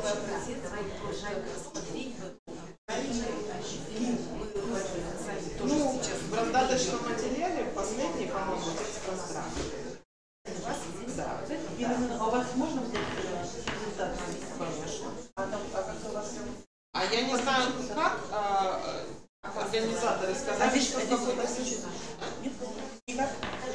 А здесь Нет, здесь же у нас идет запись на вебинар. Мне сказали, что в какой-то другой аудитории доступ откроют на компьютере, что можно забрать. А еще можно запрос? Сертификат на участие. Сейчас раздам после перерыва сразу. Понятно. Чтобы больше. Значит, да. Пятый текст. Вот здесь получается. То есть по большому счету вас что смущает? Что нужна связь? Пояснение, что это, я говорю, это ваши детские. Мне просто очень нравится этот текст, я с ним работала уже и по старому, и по новому, и по всем другим вариантам. А особенность вот такова, что он воспринимается учениками с содержательной точки зрения. И здесь есть все подходы и для слабых, и для сильных. Потому что для слабых у вас вообще будет краткий пересказ, но это еще надо научить это делать. Потому что этот пересказ не тот, что будет. Смотрите, мы говорим слабый. Каждый слабый хочет только Понятно. Но тут нюанс-то какой? У сильного здесь как бы он должен увидеть особым образом лингвистическую сторону. То есть, скажем, здесь восклицательное предложение особую нагрузку несут. И если, например, комментарий через восклицательное предложение начать описывать, это будет хорошо, но слабый должен увидеть. А у него способности так целостно воспринимать нет. Поэтому вы хоть что говорите, вот когда вы ему скажете, посмотри, обрати внимание, что там есть предложение восклицательное. Но вы ему подскажете, никто на экзамене не подскажет, никто. Значит, получается, что это лишняя работа. Его работа какая? Цитаты можно, потому что здесь есть ссылки на мнение других людей по поводу страха. Так? Их можно. Вы покажете на примере, что можно через это. Можно через пересказ самой истории, которая послужила основой для написания этого текста. Сильно учащийся имеет право выбора, а сильному учащемуся в идеале нужно использовать все три. Это и есть его многоуровневый анализ. После три. Пересказ, он же тоже может, а вот качество его пересказа и есть фигура высшего пилотажа, потому что здесь его столько, а его задача уложиться в два предложения, но так, чтобы тот, кто этот текст не читал, понял, о чем история. Да, вот это его самое сложное. Если он уже научился делать, тогда вы... Все-таки надо, я девчонки сегодня больше, чем студенты. Говорят, еще много. Самое трудное как раз вот эту историю уложить в два предложения. Вот это самое сложное. На самом деле в 9 классе и в 10 и 11 нужно использовать текстики, знаете, как заметочки, какая-то история. И добиваться того, чтобы ученики сжимали текст, до тех пор, пока не останется менее. Вот когда вы сильно мнение, они вам будут любую историю рассказывать так. Потому что пересказать это самое сложное. Эту суть надо как-то рассказать. Вот говорят, что пересказывать плохо, а вот такой пересказ. Ну, потому что это ответ на вопрос, о чем текст. Как написать текст, это не ответ. А что? Почему автор обратился к этой теме? 11. Дело в том, что комментарий тебе 5 баллов дают. Да. Значит, он же должен быть большим. Вопрос у кого? Должен быть большим. Сильного ученика, что 5 баллов давать? Сильного ученика он должен быть. Тут даже не дело не в объеме, а в том, как он умело вяжет. Вы знаете, как это называется? Вот с точки зрения юридической, когда рассматривается на суде улики. Допустим, вот у нас есть пистолет с отпечатками пальцев, вот у нас есть обвиняемый. Я этот пример одиннадцатиклассникам привожу, чтобы было понятно, что такое аргумент, а что такое демонстрация. Есть в юриспруденции понятие демонстрация. А что? Ну и что у этого пистолета есть отпечатки пальцев вот этого человека. Какая между ними связь? Это как раз то, что в этом году прописали. То есть ты комментируешь, и ты должен установить связь, да, там же прям подчеркивается, что вот эта связь нужна. То есть у тебя вот это с этим должны быть связаны словесно. То есть ты должен найти, продемонстрировать эту связь. И если сильный ученик, он рассказал про это, эту историю, и он должен додуматься, почему автор этого текста эту историю рассказал. Он должен теперь это написать. То есть это его беспокоило. Например, а как он решил, что беспокоило? А надо надо выудить в тексте, а где это беспокойство? А почему он беспокоит? Или он сочувствует, или он сострадает? За счет чего? А вот вам анализ вот этих самых глаголов со смыслами. А это связь, а это целый абзац, показывающий связь. Следующий комментарий, получается, и связь. Вот вам и объем.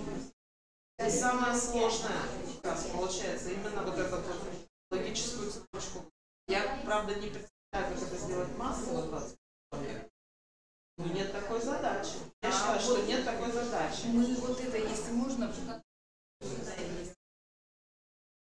ну, конкретно по этому тексту там не сложно. Там просто, конечно, пролистать не надо. На самом деле оно не сложно. Но у меня не сочинение, у меня только вот этот кусочек вставлен. Как пример. Здесь не сложно. Я говорю, что вы просто текст почитайте. Здесь краткий пересказ того, что случилось на этом судне, из-за чего люди погибли, сгубил страх. Да? Краткий пересказ. Но этот пересказ как анализ. А вот чего здесь средства, если вы взять иллюстрацию, какое средство связи?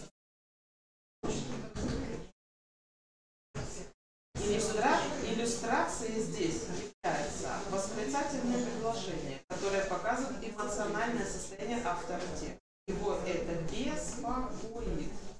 То есть он возмущен. Нет, и что будет у нас? Какое средство? Мы же показываем, какое средство связи между двумя вот этими. Не средство связи показываем. Мы показываем связь между этим. Ну, это в логике получается. То есть, что я обосновал, что проблема, которую поставил автор, это проблема, как научить людей бороться со страхом. Да? Как мне надо доказать, что именно эта проблема в тексте? Как я докажу? Автор обеспокоен. Я выуживаю глаголы, которые имеют смысл беспокойства. Это комментарий. Почему он обеспокоен? Да? Потому что он возмущен, что можно было людей спасти, они сказали, как я увижу, что возмущен, глаголы вытащу со значением вот этого возмущения или боли, или еще чего-то вытащила, прокомментировала. Потом он тут ссылается на, как бы опирается на мнение людей разных по профессии, которые тоже про страх говорили, могу тоже вытащить. А зачем он получается, опирается еще на мнение других, а он пытается показать, что это масштабная проблема, что не только его, а людей разных других профессий это тоже интересовало. Это тоже собрать, да, это усиливает. Получается, раз он мнение других людей, значит, он эту тему раз прокручивал, искал ответ на вопросы других, да, я домысливаю, это же мой комментарий. Этого в тексте нет, это я домысливаю. Вот это должно каким-то образом искать. Это же смысловое чтение, глубинное чтение. Здесь четко надо понимать, с кем работаете. Если ваши школьники до этого уровня будут дотягиваться, давайте их простецкие реакции. Пусть они на комментариях получат не 5 баллов, а 3 или 4 или 2. Амбиции знаете? Знаю. Сказали, что можно здесь. Здесь можно. Ну, я просто не знаю, как это свернуть, не я это запускала. Только после этого. Мне не жалко, я уже скинула. В любом случае.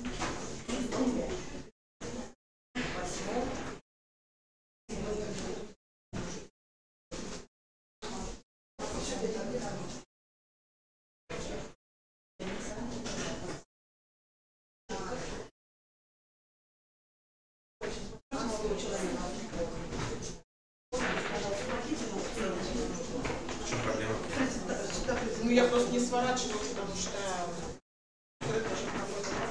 Вам нужно эту презентацию скинуть для слушателей.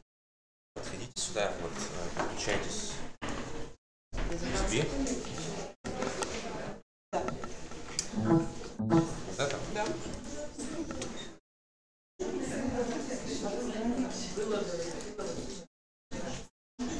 Работа.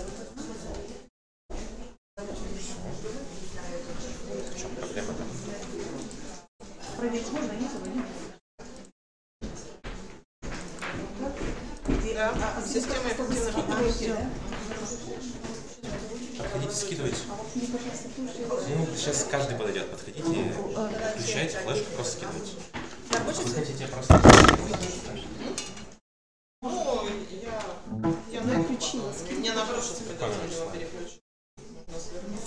Как ты скинул сейчас? А вот это. Отправляйте, пожалуйста, вот я положила. Там написано Москва.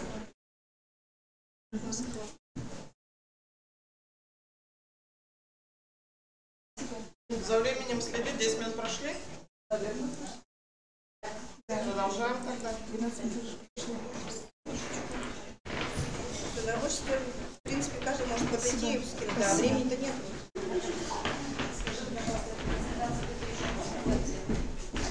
Ну, она здесь осталась на рабочем столе, получается. Как мы дальше?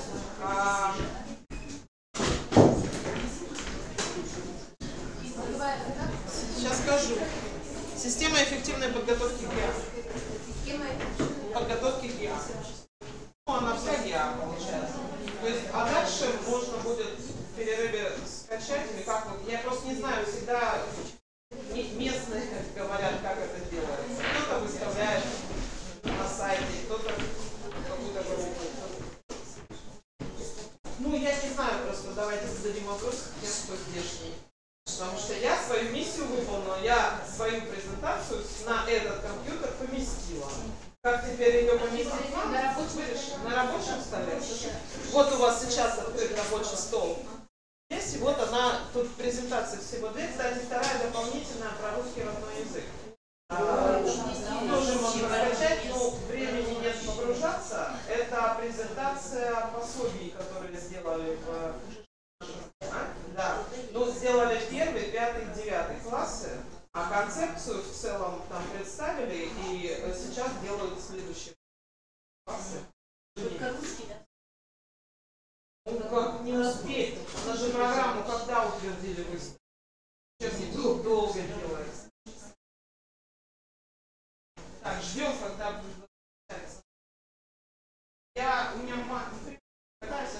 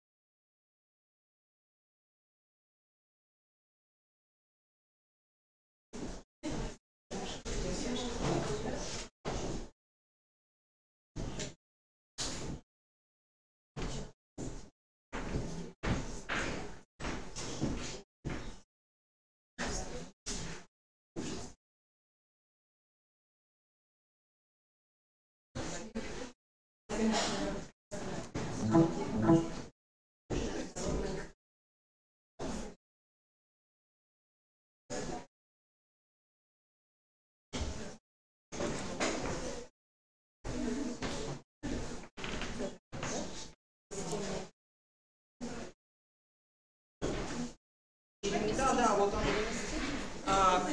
Нет,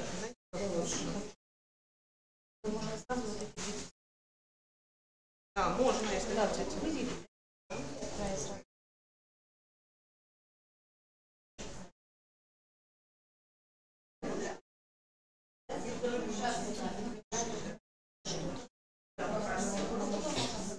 Ну, ориентир. Вы программу смотрели? Все, извлекаем.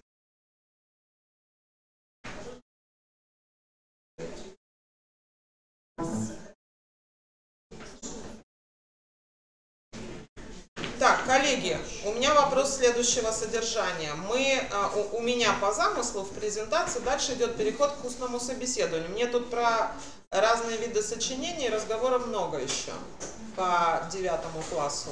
Примеры приведены. Моя-то задача какая? Я рассказываю, что серьезный коллектив трудился над созданием пособий и, в общем-то, сделали великое дело, особенно для слабых детей, да, потому что со слабыми детьми особая должна быть система работы. И я полагаю, что даже уже того материала, который я вам рассказала, уже достаточно, чтобы понять, что действительно люди заслужили, ну, хотя бы оценочные наши, да, высказывания, что действительно молодцы, потому что я смотрела аналогичное пособие по другим предметам, там по другие подходы. У нас хорошие авторы, которые сделали серьезную работу, провели. Поэтому моя задача только рассказать о том, что такие пособия есть.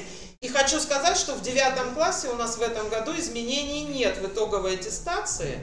Поэтому можно спокойно по накатанному пути действовать, да, и обучать, и пробовать там в своей системе вносить какие-то изменения. Вопрос следующий. Значит, далее разговор идет у меня про устное собеседование, потом про ЕГЭ. В этом ключе двигаемся? Не перескакиваем на ЕГЭ. Устное. Все, вопросов нет.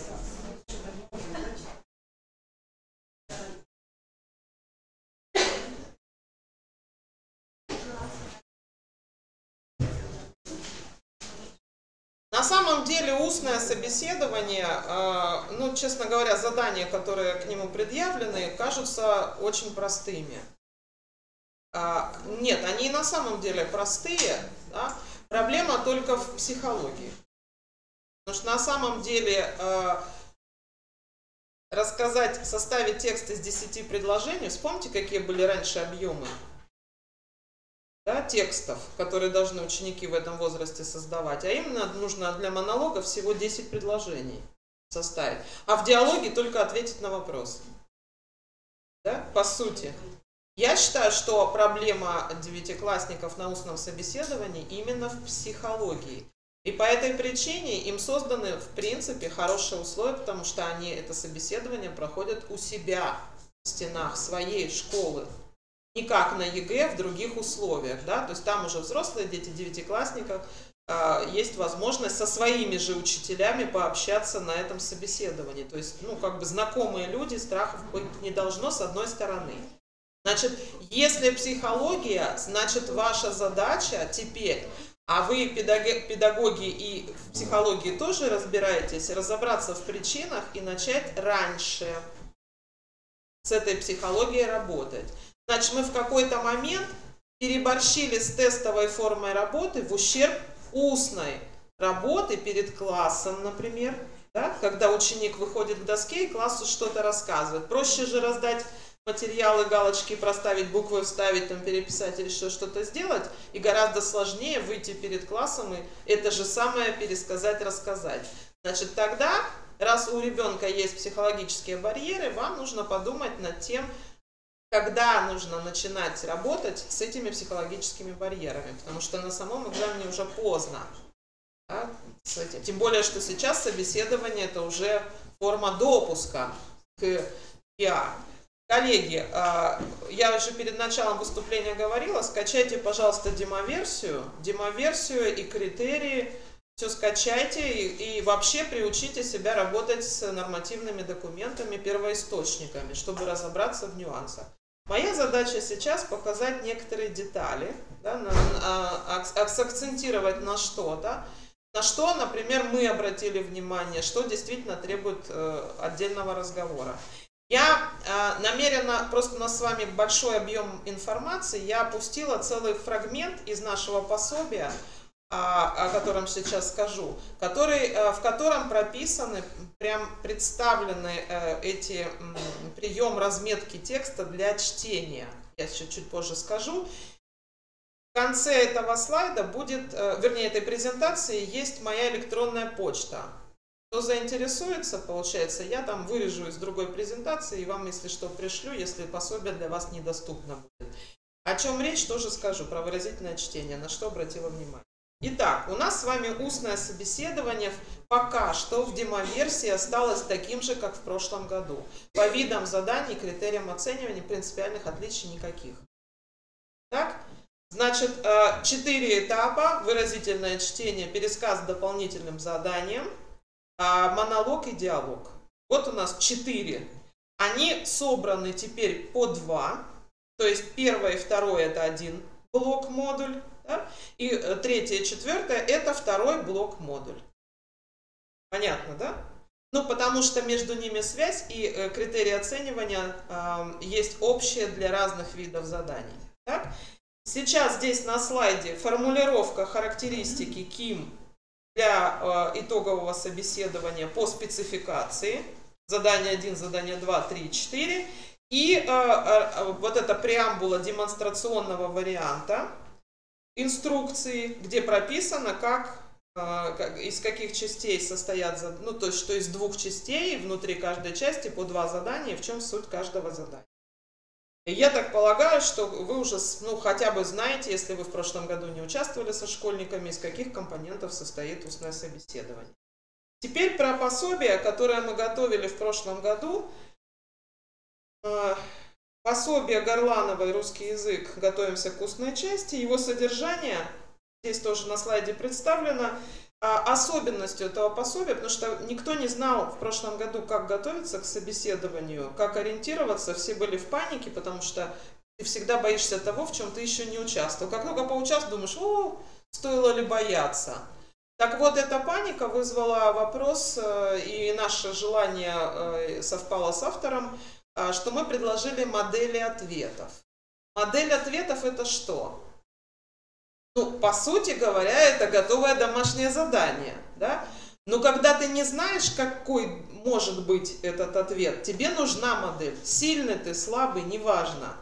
Она может служить ориентиром, она может тебя вывести на какие-то собственные мысли, она тебя может удержать в каких-то рамках, потому что подводных камней здесь много. Начиная от того, что в монологе представлены на выбор описание, повествование, рассуждения, которые нас с вами четко ориентируют в типах речи. Да? И мы говорим ученикам, что если выбираешь первое, это обязательно должно быть описание, если выбираешь второе, это должно быть повествование и так далее. Да? Логика. А по факту случается, что фотография может вывести ученика при ответе на вопросы, где он выбрал себе повествование, на серьезное описание. Ну, например, да, вспомните, что вам в походе оказалось там наиболее запоминающимся. Может так случиться, что ученик в ходе похода увидел какие-то такие красоты природы, которые его впечатлили, и решил именно их описать. Что в результате? Он не справился с коммуникативной задачей? Ничего подобного, он справился. Поэтому не столь однозначно следует относиться к тем формулировкам, которые нас ориентируют в типах речи. То есть, ну, я имею в виду, что если ребенок решил так, и это не противоречит в целом заданию, картинке и всему прочему, значит, он с заданием справился. То есть не подходить к оцениванию результатов его деятельности формально. Поэтому здесь шаблоны и приведены. Итак, значит, как оно построено? Ну, все в той же логике, то есть что нужно сделать? Задание, описание, что нужно сделать для ученика как самоучитель, алгоритм выполнения и конкретный набор там, текстов для пересказа, текстов для чтения, картинок или там, изображений, иллюстраций для составления монолога, для диалога и так далее. Понятно? Ну, в той же логике.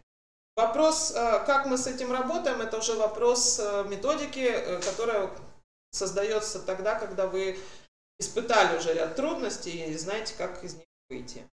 Это модели ответов к описанию фотографий. Я хотела обратить ваше внимание на каждом этапе на отдельные нюансы. Я не буду методику всего рассказывать, нюансы. Выразительное чтение. Казалось бы, что здесь такого? А вот вам первый проблемный вопрос. Мы когда говорим ученикам на уроке литературы выразительно прочитаем, мы ждем театрализации некой, да? Ну, хотя бы голосом там передать настроение, да? Состояние героев, там, поиграть голосом, да, получается, каким-то образом интонационно это выразить. Для русского языка задача не это. Для русского языка задача адекватно пунктуации озвучить текст так, как замысливал его автор. То есть на что он хотел обратить внимание, вот то и голосом и передавать. Сложность в чем? Системной работы в этом ключе у нас с вами нет. Мы с вами специалисты, нам любой текст подсунь, даже не художественный, даже научный, да, мы все равно его прочитаем. В соответствии со знаками препинания, да, получается, и со знаками препинания, с делением на абзацы. Да? Ну и понимаем прекрасно, что то, что, допустим, содержится в скобках, требует особого убыстрения темпа. У нас есть опыт. Такого опыта у детей нет, поэтому сложно. Поэтому требовать от них выразительного прочтения, если мы их этому системно не учили, мы с вами не должны. То есть мы должны на первом этапе, скажем, понимать, что можно предпринять для сегодняшнего дня, когда времени не так много. Научиться хотя бы просто правильно прочитать. Правильно прочитать, расставить ударение, да, там, где точка, проинтонировать эту самую точку, где однородные члены хотя бы перечислить. Интонационно перечислить, наверное, это по силам ученикам. Главное, чтобы они увидели эти однородные члены и сумели это перечислить. На что обратили внимание в ходе прошлого собеседования? Кто-нибудь из вас участвовал экзаменатором? Да? Чем занимались дети, когда им давали время на подготовку? Не на пересказе, а на выразительном чтении. Читали? И все. И все. То есть никакой работы с точки зрения работы с текстом, да, акценты, получается, да. То есть получается взрослый человек, который давно живет на свете, когда ему дали текст и говорят, сейчас будешь выразительно читать на экзамене, он что будет делать? Он делать будет разметку текста удобным ему способом, так? Обратит внимание на что-то, подчеркнет. Логическое ударение на каком-то слове поставит, да? Каким-то образом обведет то место, на которое нужно... то есть он предпримет какие-то элементы разметки все равно, да? То есть он поймет, что здесь на что-то обращается внимание, он догадается, что имелось в виду. Наши школьники этим не владеют, к сожалению. Поэтому если мы говорим про стобальников, так называемых стобальников, они в 9 классе у нас не стобальники, то в этом случае, конечно, учите их этой разметке. Если обычные дети, стандартные дети базового уровня освоения предмета, не мудрствуем. Главное, чтобы прочитали, произнесли правильно слова, не перепутали слова, потому что бывает, что скорость вроде высокая, да, а слова очень похожие, не дочитали до конца, поэтому учите их просто читать. Если мы говорим про следующий уровень, тогда уже будем учить интонации, повышению тона голоса, понижению, паузы, чтобы он расставлял, разметку делал. В нашем пособии эта разметка дана каждому тексту. То есть пока, точнее так, неправильно говорю, дается задание разметить текст, и в каждом тексте обращается внимание на то, что в этом тексте особенного и как следует читать. То есть, если это, предположим, обобщающие слова, или там с однородными членами, одна интонация, так нужно читать. Если слова в скобках ироничного содержания, то как это можно прочитать? То есть, в каждом тексте есть какой-то нюанс. И на этот нюанс в конце, такое в виде правила, говорится, как его нужно прочитать. И это именно для продвинутого уровня в пособии, не для базового. Понятно? По выразительному чтению. Тут надо понять, что автор имел в виду, и попытаться это же самое сказать. Это алгоритм, который можно предъявить детям, вместе с ними проработать. Я вообще мечтаю о тех временах, когда все алгоритмы создают ученики. Если это мой алгоритм, я по нему буду работать. Если это не мой алгоритм, еще не факт, что я буду по нему работать. Мой должен быть. Я должен проработать это задание, понять, как. То есть в этом смысле, как мне кажется, сильный ученик мог бы вам создать этот алгоритм, предложить его слабым ученикам и тем самым решить все задачи. Да, творчески подойти к процессу и помочь своим классникам. Но это как образец, как элемент. Берем на вооружение? Берем, хорошо. Критерии оценивания. Это мое. В критериях этого нет. Коллеги, чтобы вы оценивали. Критерии здесь в виде таблицы. Те, которые официальные. А то, что на слайде написано, что средний темп чтения 100-120 слов в минуту, это я от себя добавляю, потому что это так принято считать. То есть так определяет этот самый темп чтения. Поэтому можно просто засечь, посмотреть, кто медленно читает, кто слишком быстро. Да, ученик пусть сам попробует. Ничего сложного в этом нет. Вы просто берете текст, размечаете в нем слова, да, и просите, засекаете время, читаете. Как это было, кто помнит, когда технику речи проверяли. Ну, на самом деле сейчас не техника чтения важна, а смысловое чтение. То есть, да, действительно нужно уметь читать быстро, но уметь читать при этом качественно.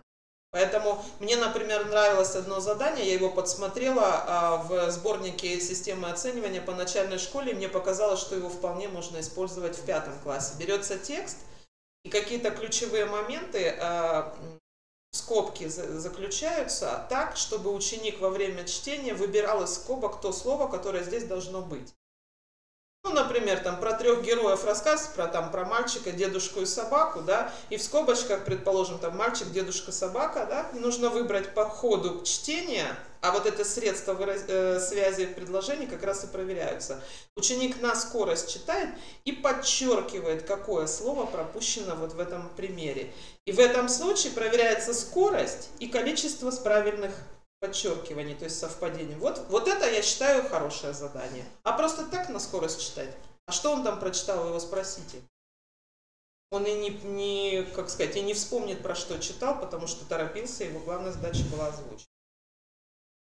Ну, про то, что проверяются орфоэпические нормы, я думаю, что вот эти все примеры орфоэпических разминок на запоминание каких-то тенденций в ударении вы тоже используете. Поэтому это просто пример того, как с этим работать, когда и где. Да, какие упражнения на улучшение дикции. Будем вспоминать те самые скороговорки и чистоговорки, да, потому что дикция же тоже принципиально важна при выразительном чтении. Про ударение много можно найти примеров. Здесь у меня буквально несколько, но тем не менее, да, для запоминания правильного произношения слов. Так, значит, вывод какой? Если в системе с этим работать, то проблем для школьников на итоговой аттестации в феврале, у нас же в феврале будут, да, мероприятия, значит, в феврале у него, по идее, проблем быть не должно. Но, опять же, не у всех, но тем не менее. Вот у нас трудность.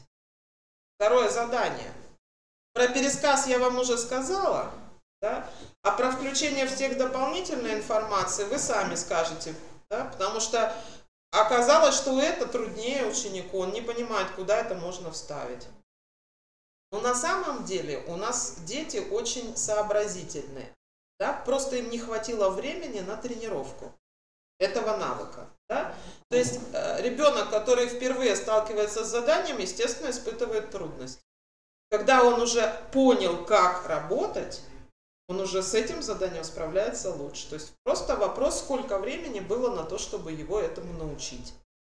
Вот. Ну, у меня здесь такая крамольная подсказка внизу на слайде. Если ученик совсем не знает, куда вставить цитату, пусть с нее начинает.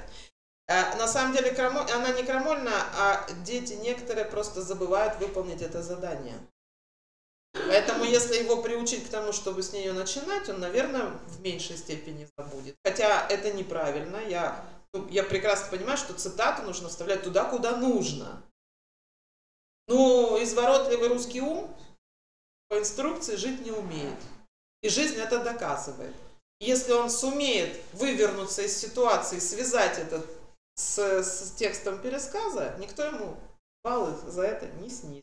Согласитесь. Ну, что касается критериев оценивания, здесь тоже ничего не изменилось. Сохраняем микротемы, не искажаем факты, да? Уместно включаем высказывания и правила цитирования, соблюдение разного рода норм грамматических, орфоэпических и речевых, да? И чтобы искажений слов не было, то здесь серьезная работа. Вот пересказ пока мне кажется наиболее сложным.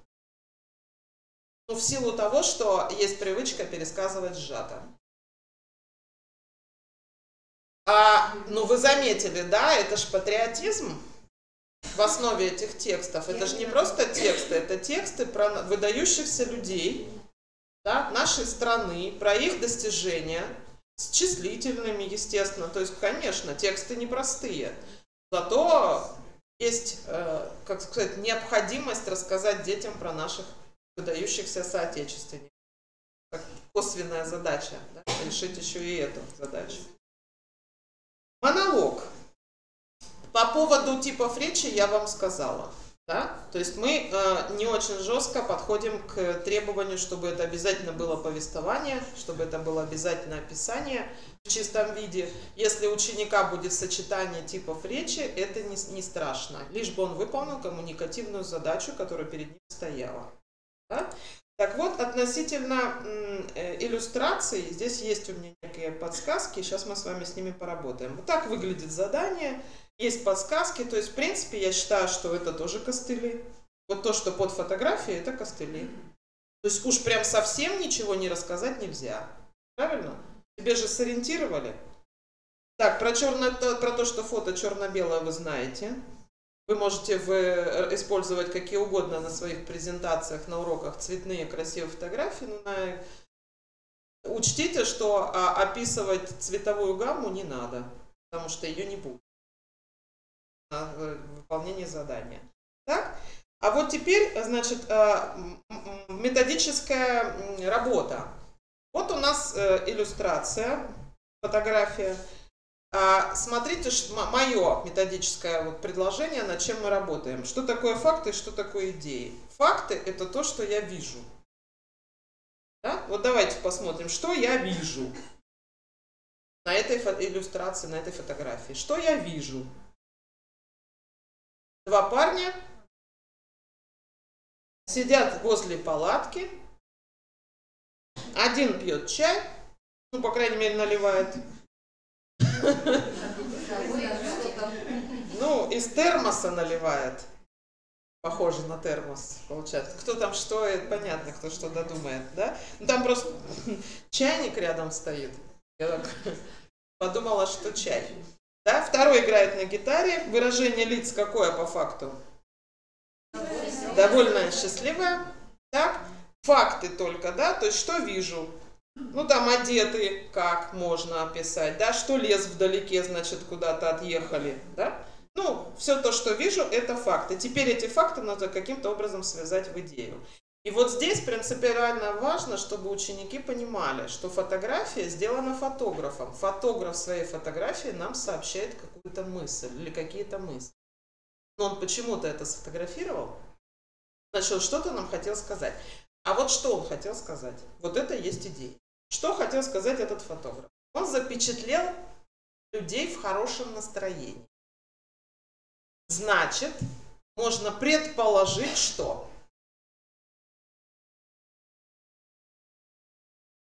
им нравится. Такое времяпрепровождение им нравится.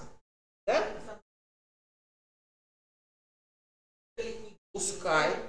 Пускай скажут. Но факты о том, что они возле палатки, что они в таком состоянии находятся, мы это считываем, они должны облечься в законченное высказывание. Да? А законченное высказывание, я тут попыталась предположить, да, что молодежь любит походы. Ну а что это? Это просто в силу их возраста самое лучшее времяпрепровождение, когда никто мешает, да, общаться с друзьями. Да? Причем в непринужденной обстановке. Что нужно общаться с природой? Потому что ты идешь в поход, ты много чего преодолеваешь, учишься чему-то, да? Поэтому, может быть, это кого-то, особенно те, кто в походы ходит, на это обратят внимание. Дальше. Турпоход требует специальной подготовки. Может кто-то до этого додуматься? В том-то и беда, что идеи могут быть сколь угодно витиеватыми, но главное, чтобы это облеклось в нечто связанное, конечно. Отдых на природе в хорошей компании приносит удовольствие. Ну, это мечта, чтобы вот прям так сказали. Но, тем не менее, мы же им можем подсказать. Мне нравится вот эта фотография. Кто видит? Факты называем. Что видим? Есть фотограф. Стоит вот так по грудь в воде. И фотографирует лягушку. Ну, вам просто плохо видно, получается. Я вам озвучиваю факты. Фотограф в воде фотографирует лягушку. Смотрите, ну его же кто-то при этом фотографирует. Так вот тот, неизвестно, да. Так вот тот, кто фотографирует, что-то нам хочет сказать про фотографов и про их тяжелый труд. Ну, может, не тяжелый, да, получается. Все, это же уже идея, да, получается? Какая здесь в данном случае идея? Какие идеи на ум приходят? Ради хорошей фотографии? Да, человек готов на многое, да, многое испытать, пережить ради одного хорошего кадра. То есть это говорит о профессионализме, да, или профессиональном отношении к профессии. Ну вот версии. По сути, я вас услышала. Да? Ну, мы же девятиклассников имеем в виду, да, получается. Поэтому вот так. Для достижения цели профессионалы идут на многие жертвы. Интересная фотография с необычным сюжетом может порадовать людей, принести успех автору, если он будет выставляться где-то. Ну, я не знаю, кто до чего. Есть же дети, которые фотографией увлекаются, они внесут свой смысл. По сути, что делаем? Факты, что вижу, облекаем в идеи. Если это на первом этапе отработать, то дальше целостное высказывание уже выстраивается. Когда у тебя есть идея, у тебя выстраивается уже, в принципе, да, главная мысль твоего высказывания. Если совсем никак, такое что же может быть? Тогда, вот, берете фотографии своего класса, где вы вместе где-то были, в чем-то участвовали, или они участвовали. Когда у них есть воспоминания о событии, да, и есть фотография этого события, наверное, они вспомнят что-то, что тогда происходило, и расскажут. Тоже, кстати, неплохая мысль. Да, вот, использовать в качестве опоры для подготовки, ну, вот такого переходного этапа, фотографии, в которых они там сами в чем-то участвуют, в каком-то спектакле что-то там делали. Вариант? Да, тоже вариант. Вот вам как бы идея для использования. Ну и, соответственно, различные клише, которые дальше на этапе приучаем к употреблению для того, чтобы связать эти идеи воедино в законченное выступление. Я думаю, что да, своим сверстникам могут быть такие советы. Внедряем в их речь какие-то такие слова, которые позволяют устанавливать взаимосвязь отдельных элементов. Ну и для развития монологической речи какие еще есть приемы. Это уже для тех продвинутых, кто хочет использовать средства воздействия, а не просто рассказать, что вижу. Да? Пояснения, какие можно сделать. Так? Как можно выражать свое мнение. Ну и в критериях оценивания я хотела обратить внимание вот на какой момент. Здесь есть любопытный пункт, который появился не сразу в устном собеседовании, а после одного из этапов апробации. Учет условий речевой ситуации. Кто-нибудь думал над этим? Что это за критерий?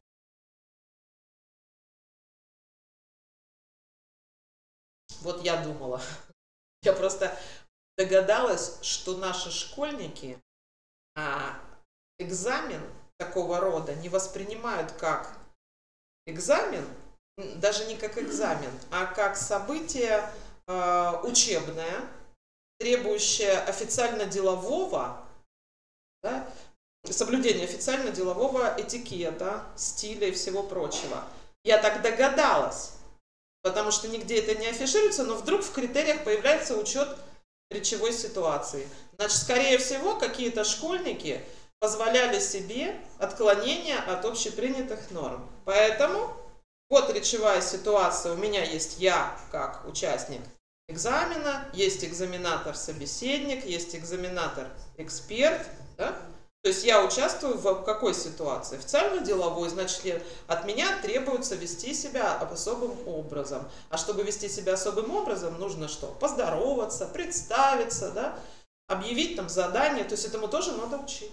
Как выяснилось, нам кажется очевидным, что это должны дети уметь. Они, видимо, не умели, поэтому такой критерий появился. То есть для нас критерий – сигнал к тому, что надо на это обратить внимание. Поэтому к отбору речевых средств тоже определенные вопросы. Но да, кстати, тоже вариант. Но там этическая ошибка в словах, оценочность, здесь в поведении, конечно. Но она тоже может... Другой учитель, который хорошо не знает, учит, да. А при своем... Ну, да, Здесь просто среда сегодняшнего общения не столь жесткие требования к отбору речевых средств предъявляет. И поэтому ученик, особенно если с учителем очень доверительные отношения, он позволяет себе высказывания такие, которые, может быть, относятся там, к жаргонным словам или еще к каким-то, да, то есть ему прощается это в каком-то повседневном общении, а в ситуации экзамена нужно, чтобы ученик следил, да, за своим речевым поведением.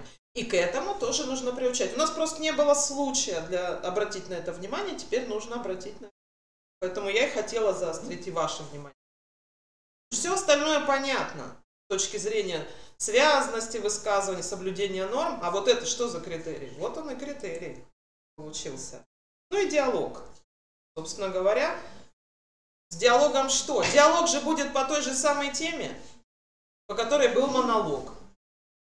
Что требуется от ученика? Вот, коллеги, а вот здесь-то тоже учет речевой ситуации. Я подозреваю, что учитель-экзаменатор в силу неопытности мог спросить ученика о том, о чем он уже сказал в монологе. Понимаете, о чем я? Ну, он уже в монологическом каком-то в своем высказывании уже про это сказал, а его заново про это спрашивают. Как он отреагирует? Если он вежливый, один вариант реакции, а если невежливый, другой вариант реакции. Поэтому надо научить... Да, не надо. Можно даже не потому что вы тем самым, да, получается, ставите своего собеседника... Вот она деликатность. Да? Одно дело сказать, я об этом уже сказал, но повторю. Да, раз вы такой невнимательный собеседник-экзаменатор, да, читается между строк. А вежливый и деликатный, он просто сделает вид, что... Ну, как бы сказать, да, что просто, ну, мало ли какая ситуация, да, не будет ставить в неловкое положение, да, собеседника. И, может быть, ему дается шанс про это же самое сказать другими словами. Вот тебе шанс. Да, скажи про это же другими словами. Только не надо вот в пререкание вступать. Ну, это что? Это уже искусство речи. Это уже какой русский язык? Это как раз умение пользоваться, то, ради чего мы с вами в школу и пришли. Да, научить вот этим самым тонкостям обращения. Ну и, соответственно, про то, как нужно отвечать, кто к чему привык, какие можно использовать категоричные суждения в силу возраста, да, чем это может быть чревато, поэтому приучаем их к этим словам «я думаю», «как мне кажется». Почему нет? Есть шанс, да, научить ребенка высказыванию более мягкому, чем хотелось. Так? Вот то же самое, учет условий речевой ситуации, видите? И в диалоге тоже. Значит, и в диалоге тоже проявлялись какие-то отклонения. Поэтому здесь тоже есть этот самый критерий. На него мы и отправляем. Ну и соблюдение всех других видов норм, они само собой разумеется. Что вас пугает в устном собеседовании?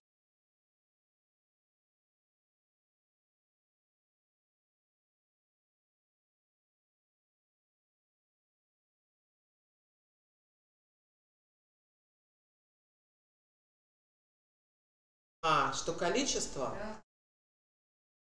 Ну да, я поняла, о чем. Но смотрите, тут еще я над этим тоже думала. Мы с коллегами, когда вот собираемся там выступать перед кем-то, мы сначала между собой сами, ну, появилось, да, как я могу про это рассказать, если я про это ничего не знаю, да? Ну, садимся, пишем. То есть вот конкретно фотографию, садимся, сами создаем. И вот когда вы сами сели, вот перед вами фотография, стали писать, да, вы поняли, что 7 предложений вот так. Вы сами можете? То есть, ну все, что я хотела сказать, у меня уместилось в 7 предложений. Да, такое тоже может быть. Мы столкнулись с этим. Но вопрос, у меня, например, эти 7 предложений, из них 4 сложных. Да, получается. То есть здесь тоже критерий к критерию. А как вы на ухо определите, у меня это 2 или 1 предложение? Вы экзаменатор-эксперт. Да, у меня это может быть вполне и 2. Да? Поэтому вы как на ухо определяете количество этих самых предложений? По количеству высказанных мыслей. Правильно? Поэтому здесь, конечно, ну, как бы количественный критерий, он немножко такой утрированный. условный, да, но тем не менее. Значит, когда готовится, и как я мыслю, да, получается, вы можете заранее договориться на этапе тренировки, что у вас там же 4 как бы подсказки, да, получается, то есть не забудьте про что. Ну, договоритесь, что у вас первое и последнее предложение, одно вводное, одно заключительное, да, и по 2, как минимум, на каждую позицию. Ну, хотя бы так. То есть, чтобы натренировать их разговорчивость, скажем, да, потому что, да, а где они умели это делать? Сейчас же все в тестовом формате, получается, да, в письменном виде к высказыванию сложнее. Ну, коллеги, смотрите, у них количество максимальное, где у меня про это? Вот. У нас максимально 19, да? Зачет это 10. Возвращаясь к таблице, ну, действуем тем же путем. Входная диагностика, протестировали, составили, оценили, определили. То есть у этого ребенка проблемы с пересказом, у этого с монологом, у этого с диалогом, это читать не умеет. Их 25. Как-то они сгруппируются.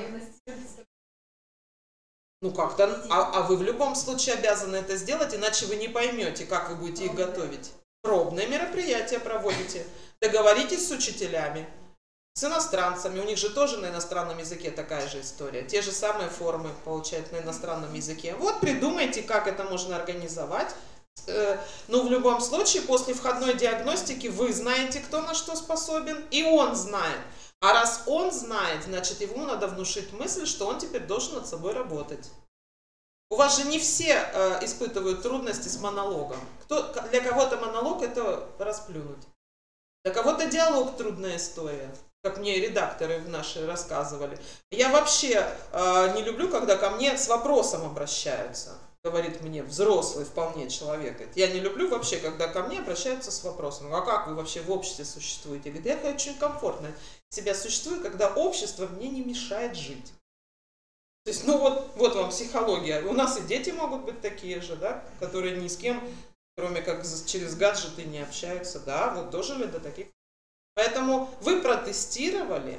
Вы не можете учить, не зная, кого вы учите и чему. Вы должны четко поставить диагноз совместными усилиями, а потом действовать. И двигаться. Понятно, что всем 19 баллов не получится заработать. Так и двигаемся потихоньку к февралю, к нужному мне количеству баллов, чтобы их было не меньше 10. Ну а как тут? В кого превращаемся? По устному собеседованию ничего страшного нет? Вопросы? Ну давайте.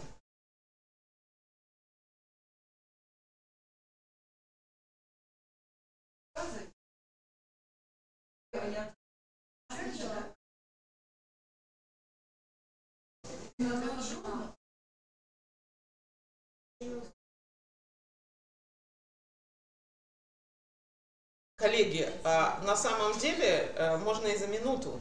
Вопрос тренировки. Да, вопрос тренировки получается. Поэтому тут, как бы сказать, нужно думать над тем, чем, на каком этапе можно пожертвовать. Я долго-долго пыталась перестроить свое сознание, как это можно, да, учить всех с разным объемом себя. Ну, то есть, как бы, нельзя всем дать все, получается, потому что вас не хватит, это называется профессионально, вы выгораете, да, и у вас уже нет сил на новых детей. Поэтому нужно дать ровно столько, сколько нужно.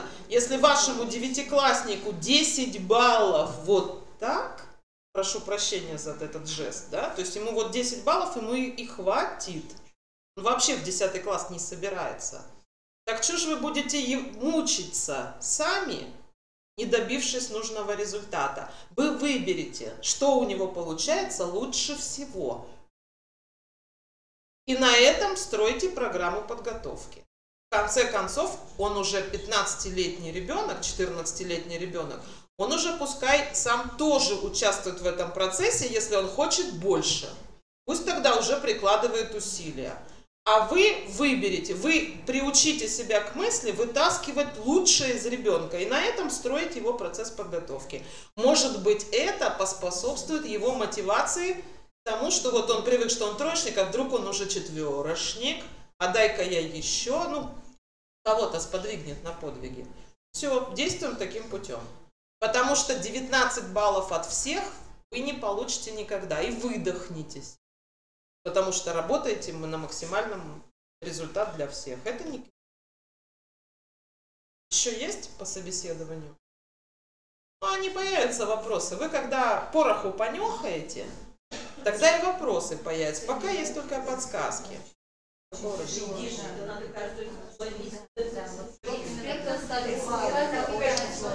Коллеги, про обучение экспертов вообще молчу.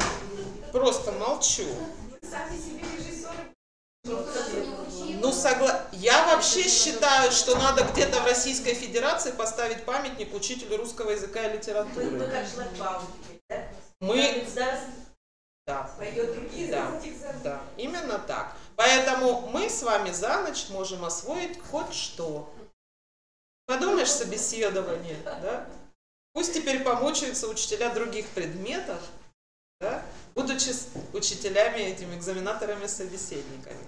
Да, сложно, но с другой стороны, нам дается основание для поиска, для совершенствования своей методики. Так что воспринимаем... Я неисправимый оптимист, поэтому для меня любые изменения – это всегда позитивные изменения.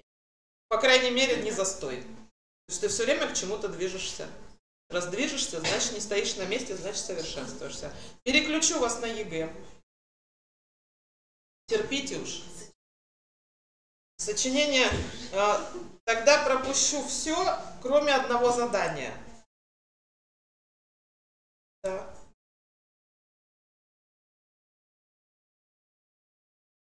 Статистика выставляется всегда на сайте ФИПИ в качестве итогового отчета. Вот ОГЭ нет статистики, а ЕГЭ статистика есть всегда. Да. Но я здесь уже задание поменяла, чтобы вас не путать. То есть на этом слайде нумерация заданий соответствует 2019 году демоверсии. Чтобы вы понимали. Потому что у меня на слайде сначала были прошлогодние номера, а как тогда ориентироваться? Ну, здесь о чем идет речь, вы поймете. Потому что, сейчас, вот, у вас в раздаточном материале текст 3, мы сейчас с ним работаем, и я хотела просто донести одну информацию, до которой пришлось долго додумываться.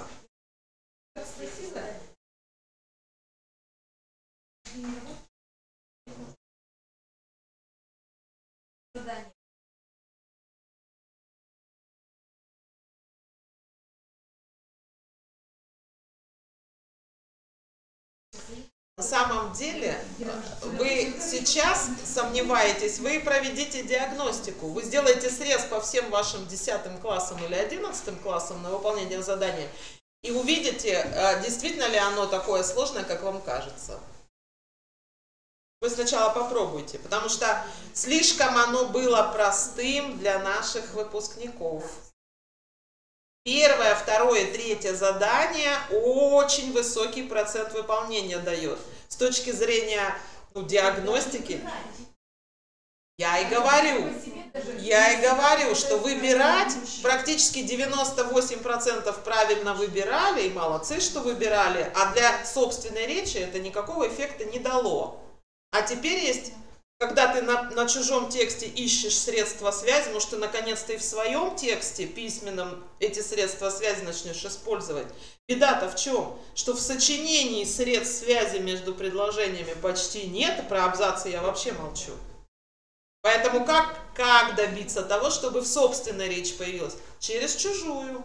Но они так косвенно заходят к решению задач повышения именно качества собственной. Так, коллеги, болезненная тема, процент выполнения этого задания самый низкий по стране. И в какой бы регион ни приехала, все подтверждают, что функционально-смысловые типы речи тема неподъемная для наших школьников. 24% качества выполнения этого задания. То есть только каждый четвертый справляется. Значит, да.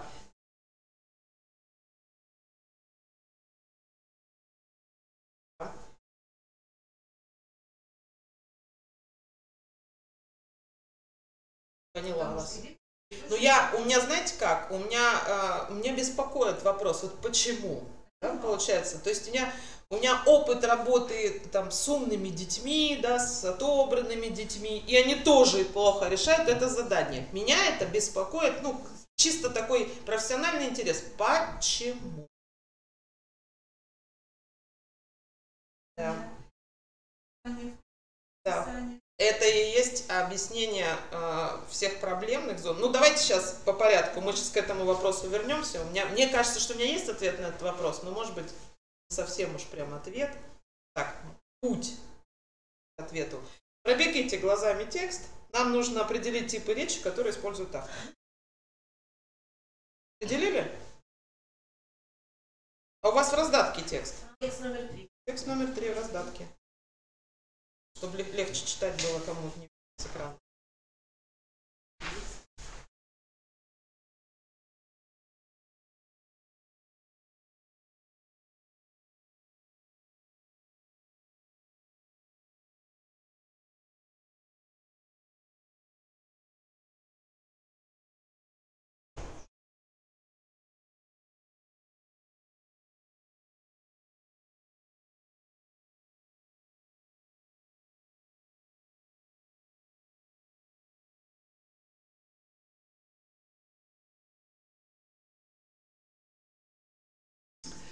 Я даже на днях нашла ответ на этот вопрос в нормативной документации. Я читала в очередной раз примерную основную образовательную программу основного и среднего образования.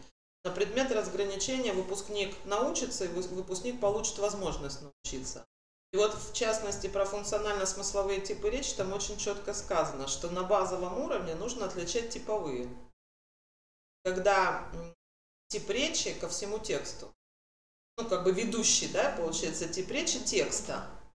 А на повышенном уровне нужно уже вот эти самые смешанные варианты осознавать, оценивать, понимать и разграничивать.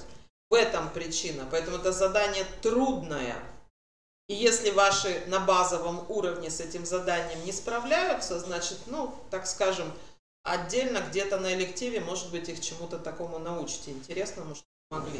А так тратиться, я тоже считаю, что ну, раз вся система нашего обучения речи с 5 класса, а еще раньше с начальной школы, так настроена, что мы во всех заданиях определяем тип речи целого текста, и вдруг в 10-11 классе только фрагмента, получается, что для того, чтобы научить определять этому фрагменту, нужно иметь определенный набор компетенций. О чем говорю, сейчас поясню. Нашли ответ на вопрос? Какой? Какой ответ? Определите типы речи, используемые автором. Определили какие? Рассуждения. И описание есть? Есть описание действий. Вот ответ на вопрос. Согласны со мной?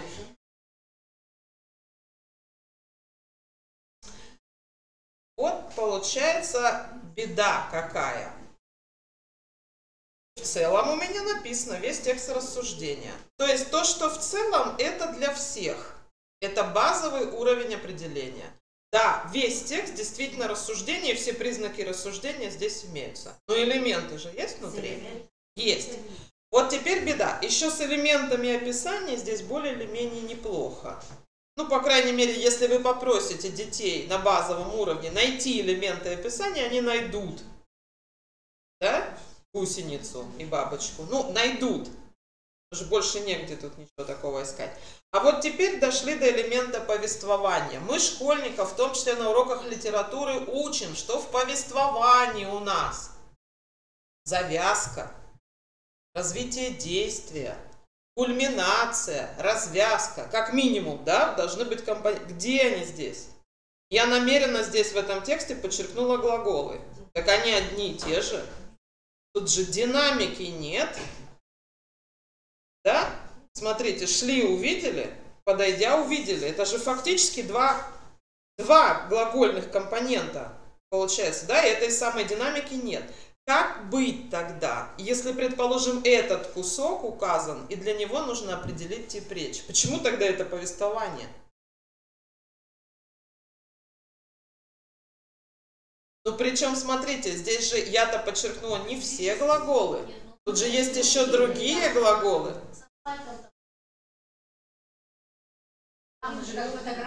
Но ведь, да, но ведь то, что с ним происходило, это ведь не повествование. Это же как раз описание, во что он превращался.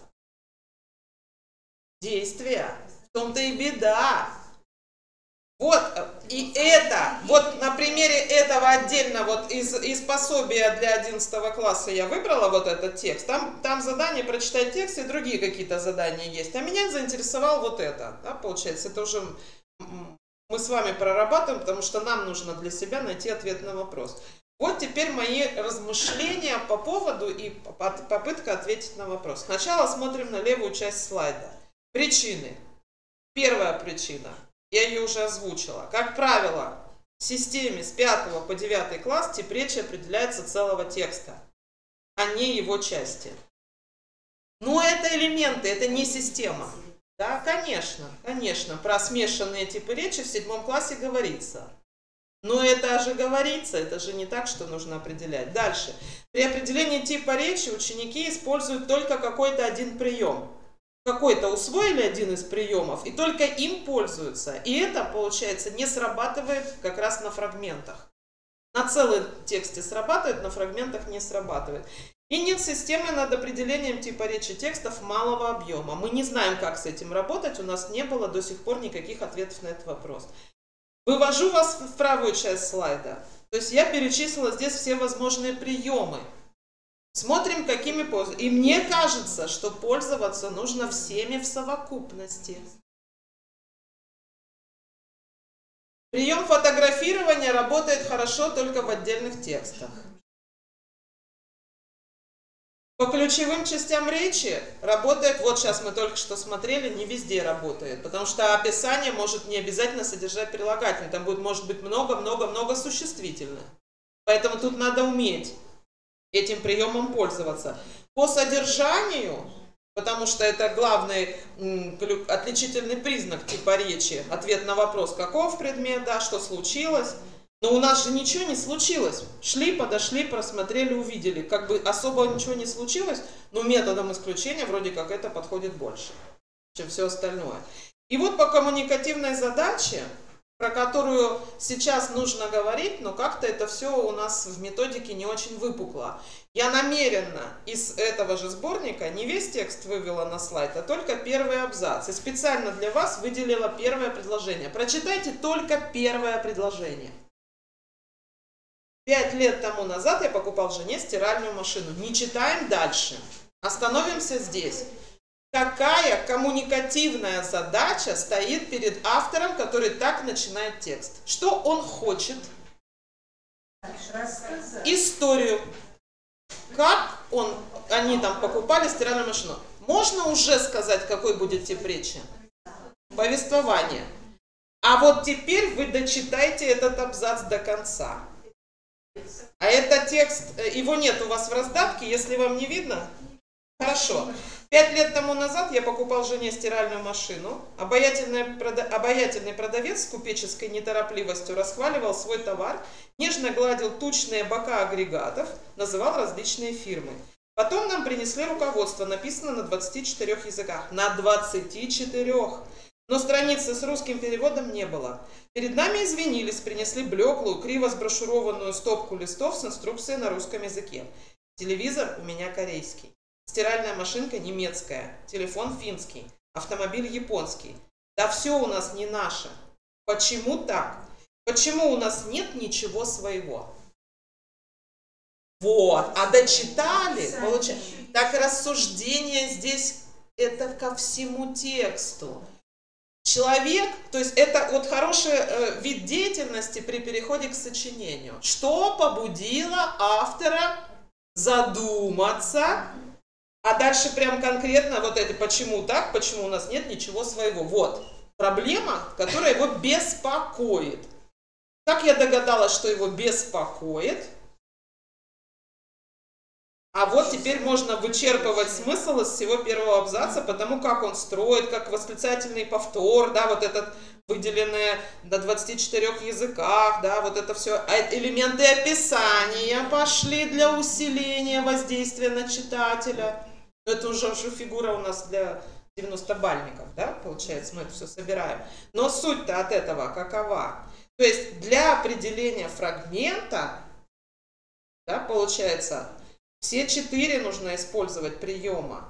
И в данном случае сработал прием коммуникативной задачи автора. Согласитесь. Никакие предыдущие типы не сработали. Поэтому мне кажется, что школьникам нужно дать весь арсенал. И они должны, раз они, ну, я для тех, кому действительно важно этот балл получить любой ценой, потому что этот балл потом прирастет 3 еще. К сырому баллу же еще баллы добавятся в итоге, когда в 100-бальную шкалу будет переводиться. Ну, а там же прирастает в зависимости от процента выполнения. Чем меньше школьников выполнит правильно это задание, тем выше коэффициент, на который умножается первичный балл этого задания. Поэтому он прирастет, и он существенно прирастет, потому что это задание самое трудное и малорешаемое. Понятно, почему мне пришлось на этом 23-м задании немножко подробнее остановиться. Поэтому для тех, кто действительно этот балл хочет заработать, его нужно научить, ну, как бы последовательно, пошагово ответить на все 4 пункта, чтобы быть абсолютно убежден. Может быть, начать с 4-го. А автор-то чего хотел? У него-то какая задача? Он зачем здесь про это говорит именно вот так? Подробно. Да, какого-то героя привлек или еще. У него какой замысел? Если ты понял замысел автора, ты 100% определишь тип речи. Правильно? Все, распознали. Почему я и остановилась.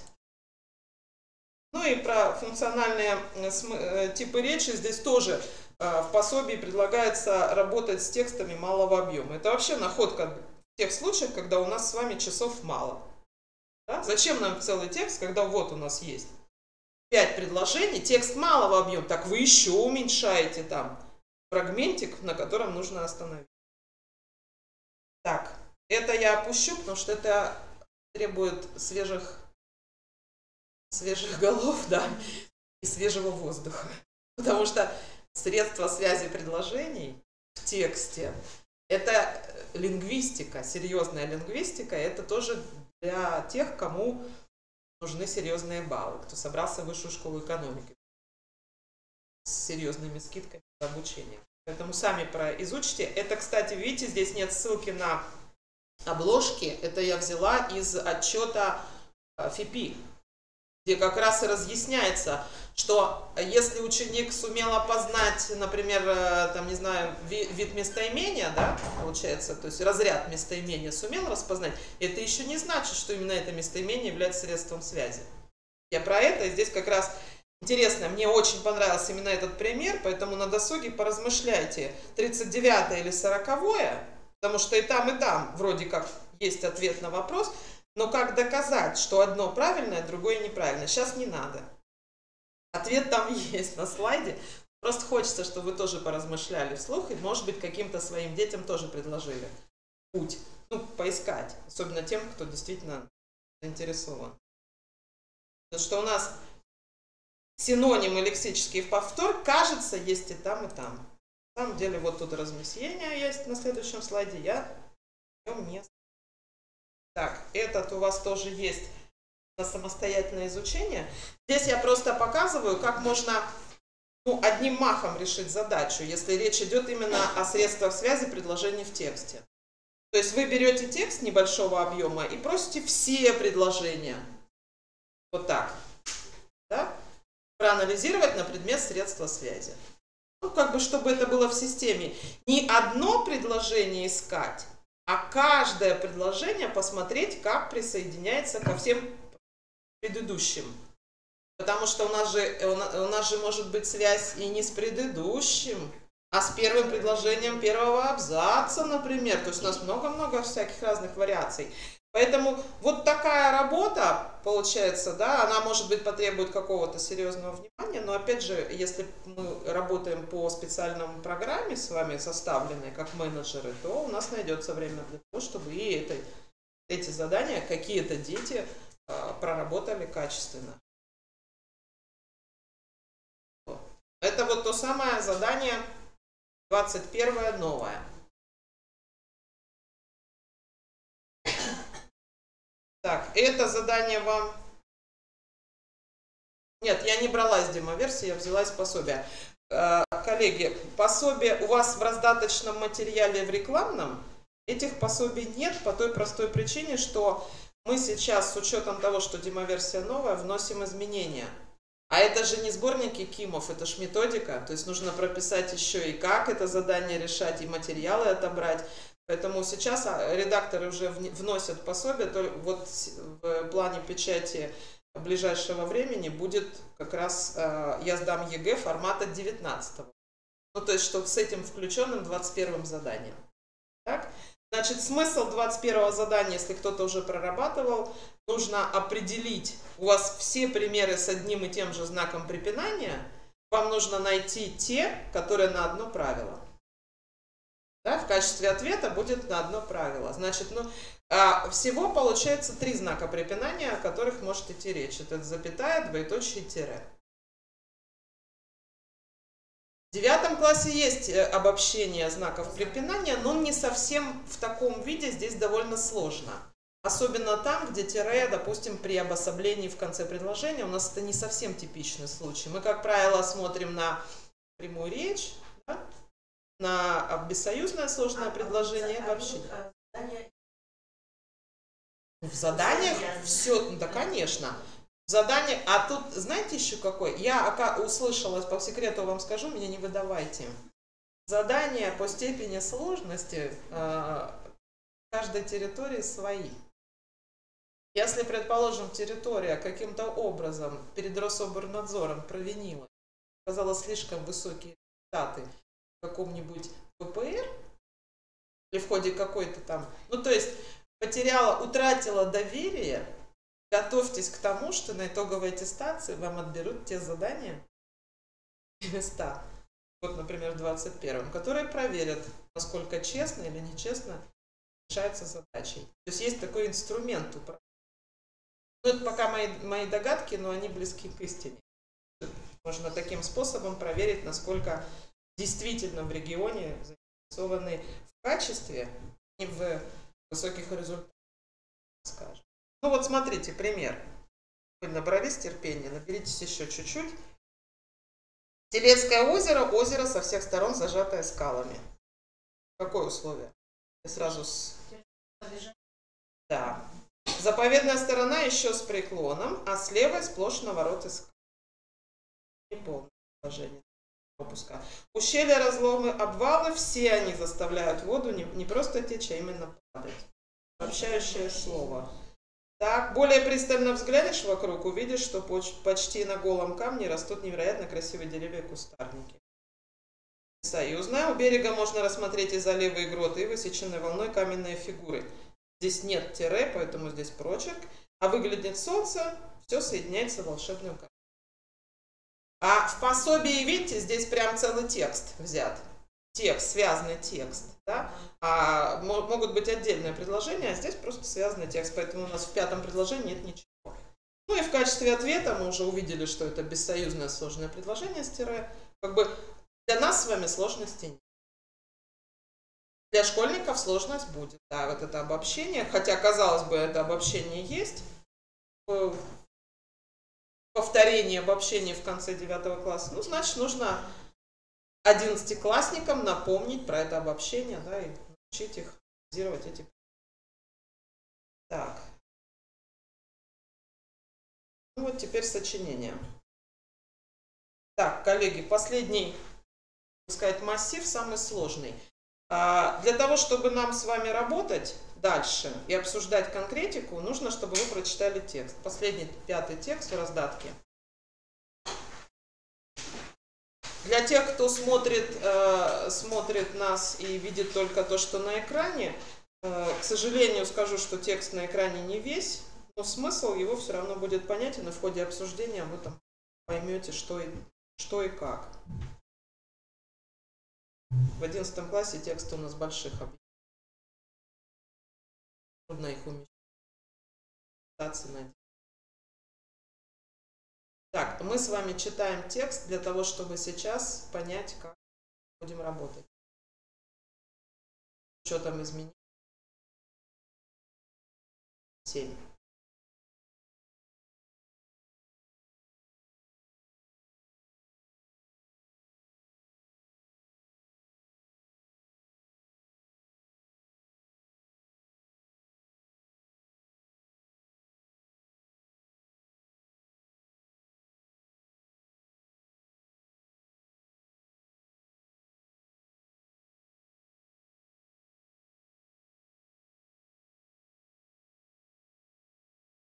Кто уже прочитал, от вас требуется, вот попробуйте сейчас сами сформулировать проблему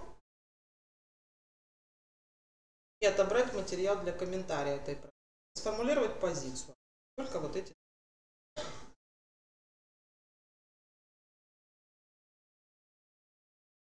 Лучше читать по раздатке, потому что там дальше есть.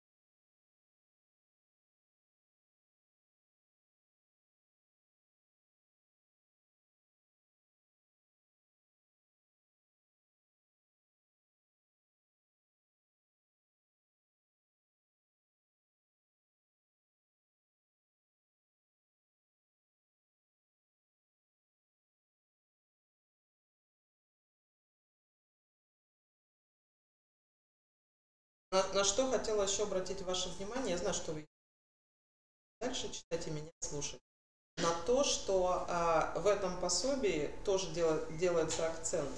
Мы, когда до 11 класса доходим, мы про тему забываем. Тема, основная мысль, у нас теперь на первом плане проблема. А вот здесь, для того, чтобы избежать ошибок на этапе формулирования проблемы, чтобы не было подмены проблемы темой, как раз система заданий выстроена таким образом, что сначала нужно определить, о чем текст, то есть сформулировать его тему. Сейчас мы на примере этого текста поймем. Тема текста какая? Страх? То есть текст о страхе, но страх – это тема. Правильно? Это не проблема. Вот, поэтому вот этот первый шаг, если его не учесть, будут трудности в формулировке. Значит, первый шаг – это сформулировали тему, значит, понятно, что проблема будет другой формулировки. Пожалуйста, ваши предложения о формулировке проблемы. На человека. Так. Как регулировать свой страх? Управлять состоянием страха.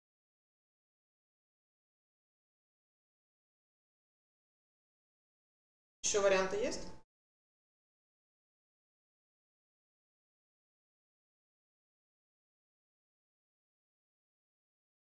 Через страх. Тема же все равно страх. Нет, нет, но тема и проблема должны быть между собой взаимосвязаны. Если текст о страхе, можно попробовать. Так, мы сейчас еще вернемся к формулировкам. Теперь, пожалуйста, отберите в самом тексте номера предложений, которые могут пригодиться нам для того, чтобы убедить в справедливости нашей формулировки. Так, пока просто обведите номера. Обведите номера, мы сейчас обсудим.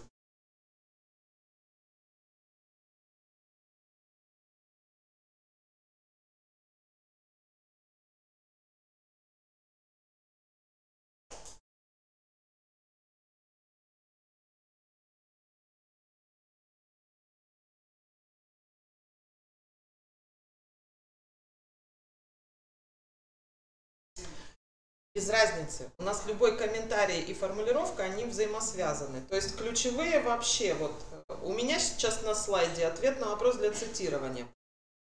Да, вопрос для чего, это еще пока открытый. А давайте сверим. Вот у меня для цитирования, а у вас, я такую задачу вам не ставила. А вот наши с вами номера могут совпасть. Почему? Ну, 25-27 важные или не важные? 25-27. Поддавшись страху, человек теряет способность управлять своими действиями. Любую, даже самую незначительную трудность он превращает в проблему, зачастую непреодолимую. И в то же время страх, подавляемый и управляемый, оказывается стимулятором его активности, сообразительности, обостряет восприятие, умножает физические силы. Здесь же получается ответ на вопрос, что не всякий страх губит, а только неуправляемый. Значит, есть ответ на вопрос, что страхом, своим состоянием страха можно управлять. Да?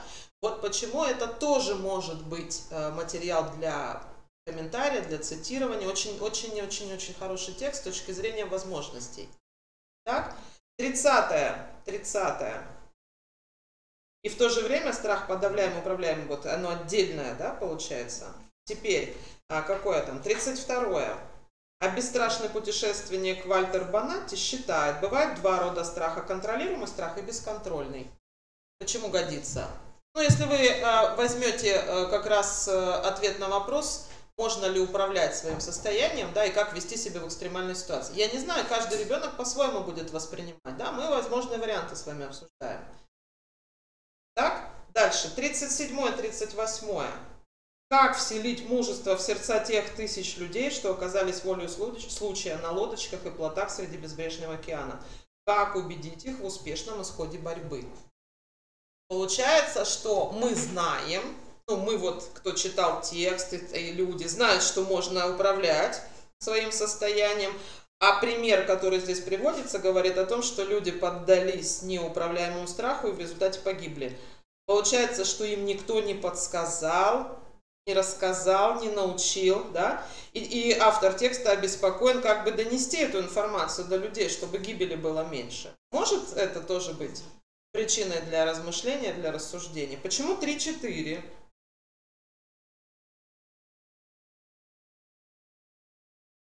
Но что особенно печально, многие из них умирают, уже добравшись до спасательных лодок, плотов, погибают, имея запасы воды и пищи.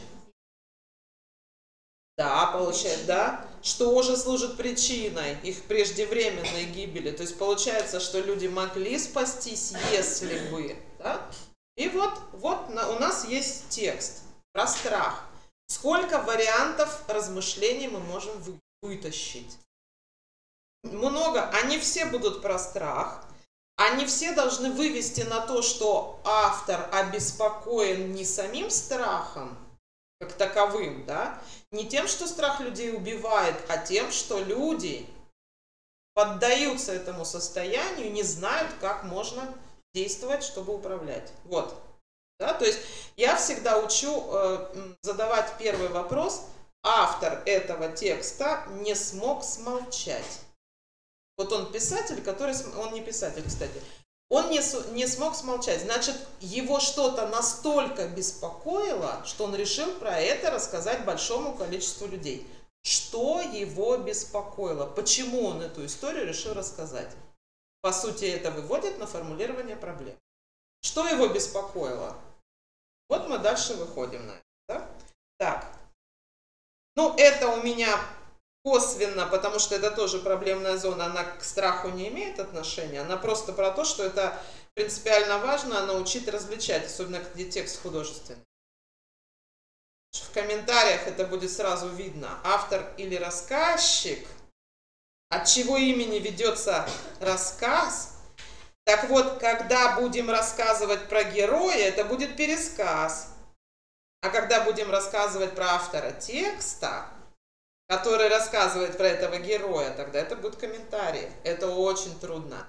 Если к этому на уроках литературы не приучить, к разграничиванию вот этих понятий, то на уроках русского языка это потом выльется в приписывание автору поведения его героя, да, и осуждение автора. И вот вам этический компонент.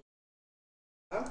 И в качестве примера здесь у меня скучная история. Я просто вам комментирую, мы сейчас ее не будем рассматривать. И прям с вариантом разжеванным. Где рассказчик, что он думал, кому принадлежит я в этом конкретном тексте, и как это должно быть с точки зрения комментария, в чем убеждает читателя Чехов, вот на этом примере. Да, вы потом сами посмотрите. А это пример того из пособия, где показано, прям шаблон дан, где прям видно, что юный герой, от лица которого ведется повествование, вот она фраза ключевая, которая доказывает, что человек понял, где автор, где герой, и развел эти понятия и будет объяснять дальше грамотно. Да? Не случайно повествователь называет ее, и здесь нужно вставить. Это костыль. То есть это шаблон для сочинения, но он грамотный костыль. Он как раз обучает вот этому приему разграничения. Так. Вот. Подбираемся к формулировке, к пересказу. Значит, у нас вот так. Мы же про страх с вами говорим. Контрольный, бесконтрольный или контролируемый, неконтролируемый. Контролируемый страх помогает мобилизовать силу в минуту опасности, чем губителен страх. То есть, возвращаясь к предыдущему, это формулировка проблемы может звучать не всегда как вопросительная. Вот вы все предложили вопросительный вариант, наверняка и школьники наиболее предпочитают именно вопросительный, но может же быть и не как вопросительное, а как суждение и как понятие, да? То есть одно и то же можно сформулировать по-разному. Да. Нет, это не проблема страха. Проблема – это тема страха. Понимаете? Если будет сказано страх контролируемый и неконтролируемый, вот это уже к проблеме. Потому что это зацепит комментарий, и объяснение будет связано именно с проблемой. Потому что при контролируемом так, при неконтролируемом вот так. И у тебя подтягиваются из текста все примеры и к этому, и позиция автора выстраивается. Если написать о страхе, то что в данном случае думает автор? У нас же позиция автора – это ответ на вопрос.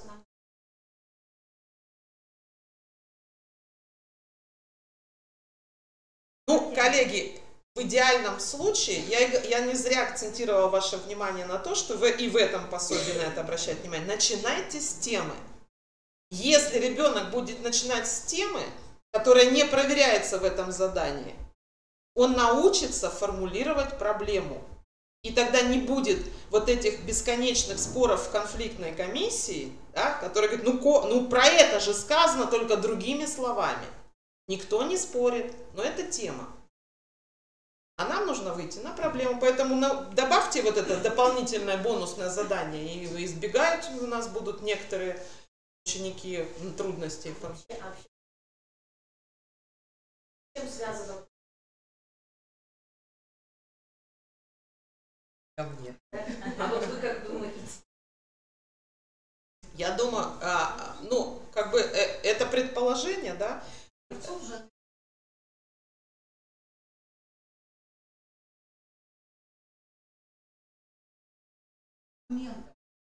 Ну, на самом деле, помните, кто помнит, у нас было словообразовательное задание в 11 классе всегда. Нужно было найти слово, образованное там бессуффиксным способом. Да? Почему его убрали? Вот кто-нибудь из вас задумался, почему его убрали? Вот оно было, его вдруг убрали. Почему убрали? Оно не проверяет, то есть оно из года в год нерешаемое, оно не дает динамики. То есть, когда вводится какое-то задание, оно подтягивает к определенному уровню. На самом деле, я нашла ответы на многие вопросы, просто времени мало, но подскажу. Ноги растут от ПИЗы, от проверки читательской грамотности. При проверке читательской грамотности в международном исследовании определены уровни.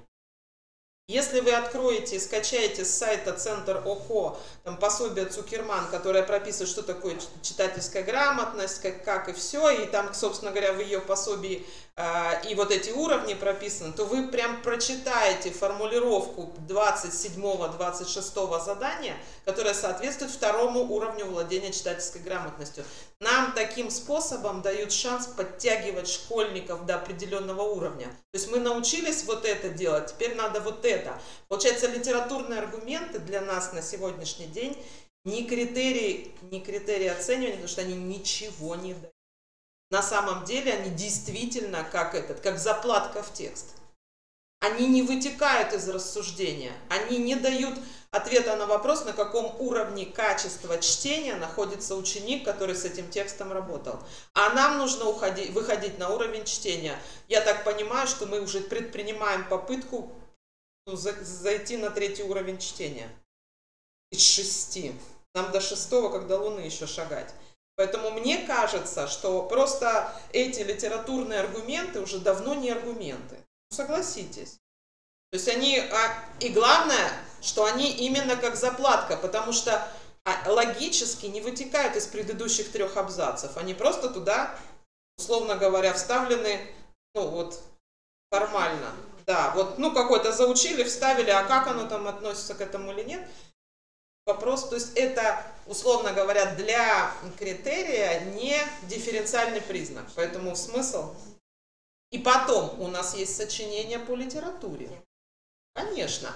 А зачем нам одно и то же? То есть теперь, пожалуйста, если, а потом оно же тоже с метапредметным уклоном, сочинение по литературе, ты же там тоже можешь привести примеры не только из художественных текстов. Вот там, пожалуйста, приводи. Здесь другая задача. Я думаю, что именно связано, потому что я у Кравцова слышала еще идею, что постепенно в ЕГЭ будут добавляться задания на проверку метапредметов. Их пока еще нет, но как бы в проекции, я понимаю, раз об этом уже начали говорить, значит какие-то варианты уже обсуждаются, добавления, потому что федеральный государственный образовательный стандарт прописал, мы с вами на следующий год 9 класс уже будем учить и готовиться к выпуску к 2020 году, значит, к тому времени они должны продемонстрировать этот уровень владения метапредметным результатом, значит, будут появляться. А литературные аргументы пока, вот, к сожалению, предположение. Так, успели просмотреть? А что тут, собственно говоря, смотреть? Тут так все понятно. Так, что может включать комментарий, это вам тоже известно, это не новость. Что может? Вот я хочу прокомментировать здесь первое и последнее. Что такое сжатый пересказ? 2 предложения. Вот вы сейчас текст прочитали, там много предложений про страх, который обуял на фрегате «Медуза» моряков. Много, большой текст, сама история. Попробуйте сжать сами до 2 предложений. Расскажите эту историю максимально коротко.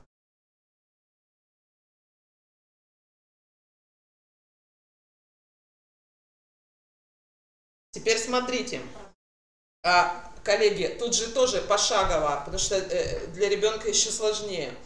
Вот вы пересказали кусочек текста, да, а нам его надо превратить в комментарий. То есть теперь вот этот пересказ нужно встроить. Автор рассказывает историю про то, как моряки не справились со страхом и погибли, несмотря на то, и можно в цитате теперь вставить, что у них было там и вода, и еда, и все прочее. Да? Все? По сути. Не надо пересказ, сколько их там было и что там было. Зачем? По сути, вот этого будет достаточно. То есть сжатый пересказ – это самое трудное, с моей точки зрения. До 1-2 предложений. Проверьте это на диагностике. Попросите какой-нибудь маленький текст, ну маленький, вот я пока не вот этот текст, который на 1,5 страницы, а текст из 3-4 абзацев, попросите до всего этого дойти. Ну и про 3-й анализ необычной композиции языка текста. В нашем тексте есть что-то необычное с точки зрения композиции языка?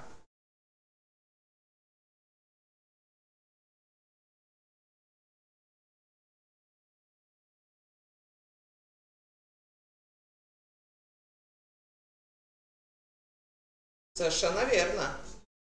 Совершенно верно. И он начал с вопросов, да, потом историю, потом еще раз вернулся к исследованию, подкрепил это исследование цитатами, да, это тоже вариант. Еще момент.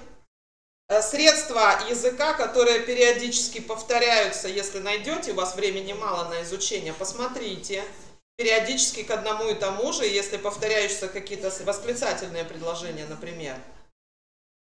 Да? Риторические вопросы, да, может быть.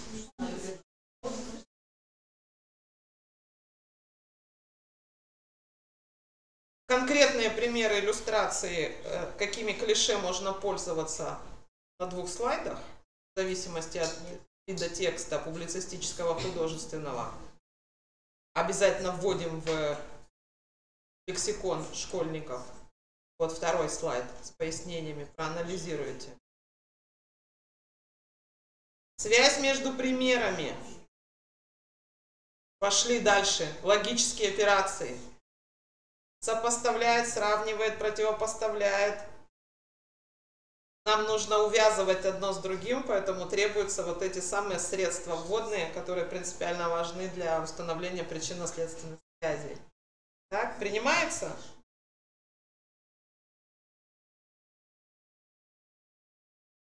Так, у меня вот так. Я уже исчерпала лимит вашего времени, прошу прощения, но наконец-то добралась до нужного слайда.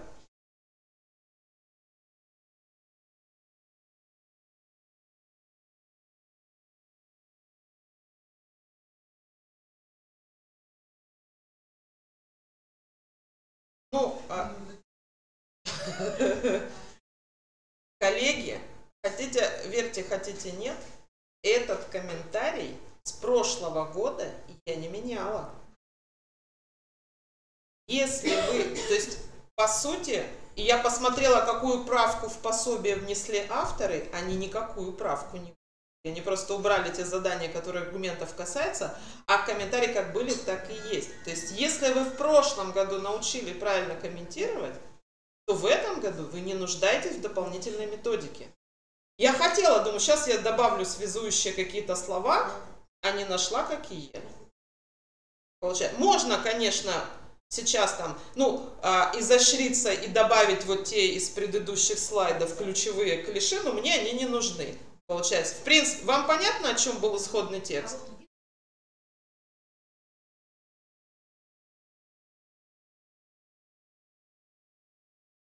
Автор текста рассказывает поучительную историю. Вот они, вот жирным шрифтом. Это же комментарий, да? О чем? Вот там нет про драматическую судьбу. Это мое уже. Это я оцениваю. Это мое оценочное, правильно? Поучительная история о драматической судьбе. Это уже оценочное высказывание автора сочинения. Ну, для меня она же нигде не скажет, что она поучительная. Она для меня теперь поучительна, и это уже мое отношение к проблеме. Получается, так? А драматическая почему? Потому что привела к такому краху, да? Получается. Так что вы не навязываете как елку, не надо наряжать до максимального количества. То есть этого достаточно? Достаточно. Теперь вопрос квалификации экспертов.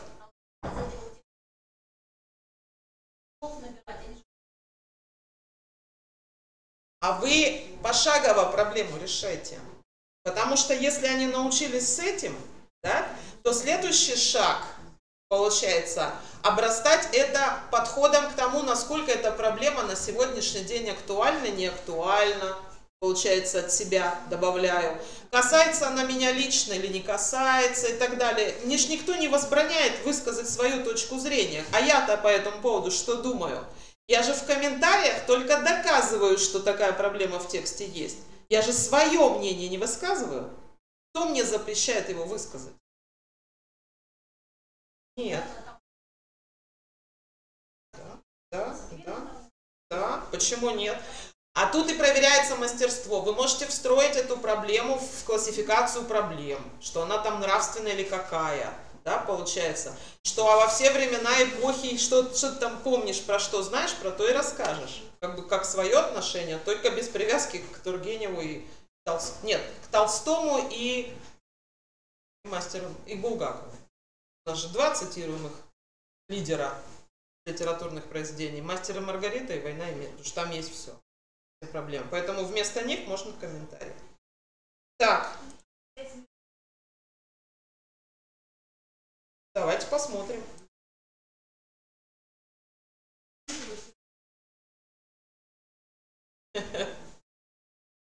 Что такое системно-деятельностный подход? Коллеги, на собственном примере вам рассказываю. Берете и сами делаете от первого до последнего. Как учитель, как ученик, потом как эксперт. Как эксперт с критериями сели, да, и определили, сколько баллов по каждому критерию за что. Если потеряли где-то, возвращаемся, переделываем, доделываем. Все трудности, с которыми столкнетесь вы, аналогичны у учеников. Они столкнутся с теми же трудностями. Пока сами не добудете путь, никто вам ничего, кто бы вам не рассказывал, какие гениальные методики, пока сам не добыл, ничего в голове не останется. В этом смысл системно-деятельностного подхода на примере учителя. У ученика та же история. Поэтому вот как он сам сумел понять, а вы ему в этом случае как навигатор. Да, если здесь не видитесь, я говорю, это прошлогодний комментарий получается. Если считаете, что как-то надо еще связать, я подумаю еще над конкретно этим текстом, может быть там добавим еще какую-нибудь фразу. Так. И про это у вас есть в раздаточном материале. Это наша новинка. Мы второй сборник готовим уже. Первый Москва выкупила. Хочет в ПИЗе быть лидером. Теперь мы готовим второй. Про то, как вообще учить смысловому чтению текстов не художественных. Здесь художественных текстов всего 3. Все остальные серьезные, большие, интересные задания можно будет посмотреть. Все, коллеги, здесь есть ссылка, звоните, пишите. А это можно скинуть, да? Это можно скинуть. Спасибо вам за внимание, терпения вам. Все, можно вот сюда. По сути.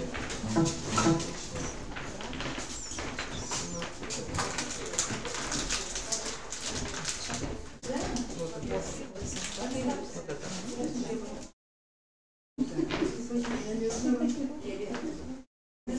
Сертификаты все забрали?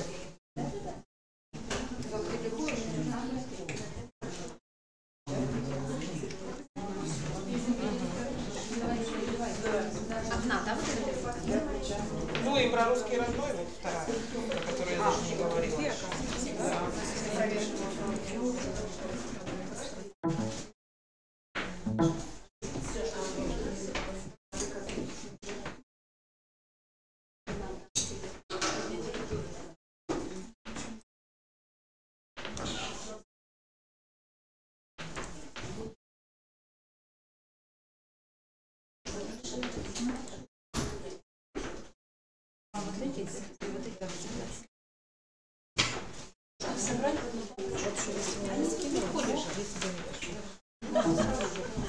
Тексты кому-нибудь нужны?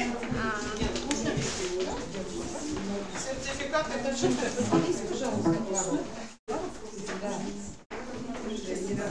Кто-то еще пришел позже, когда я сертификаты раздавала и не получил. Есть такие?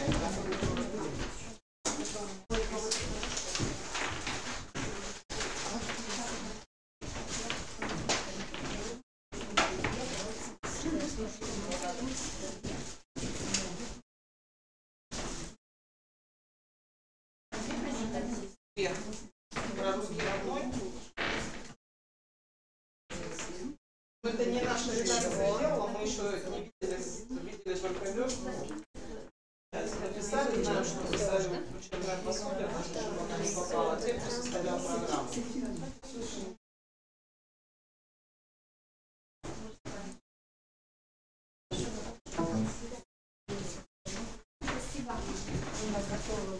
Дальше, может, найдешь какой-нибудь интересный выход, пишите, чтобы будем публиковать.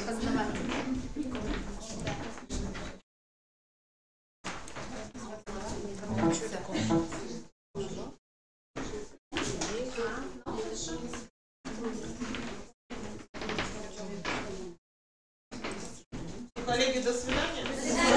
Спасибо большое. Хорошо. Евгения Владимировна.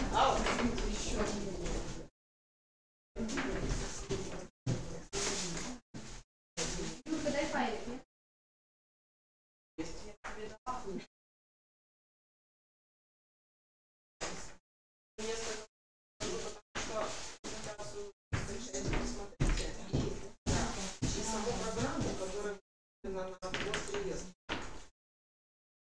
Знаете, где главные сайты? На сайте Госреестра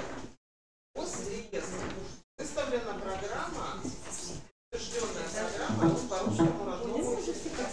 Она, кстати, мне понравилось, я говорю, нам надо вообще такую программу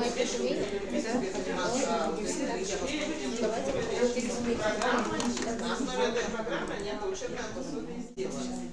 А как теперь у вас будет решаться? У меня без имени флешка.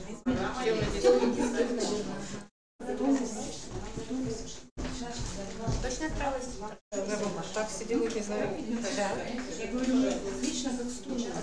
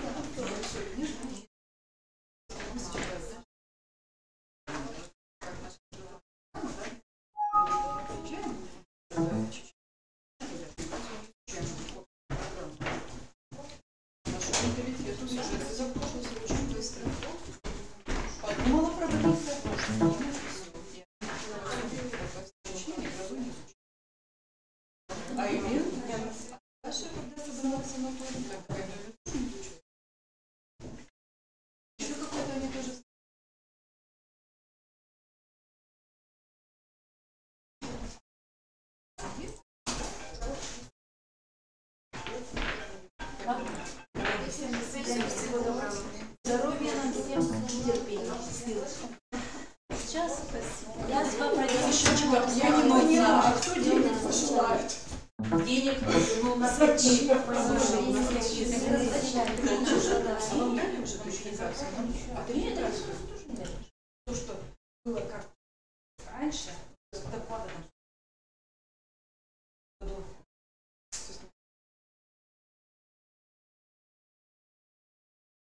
Ладно, все.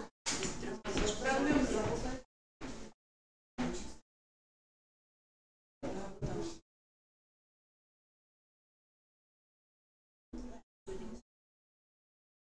На время. А эти с вас сдают?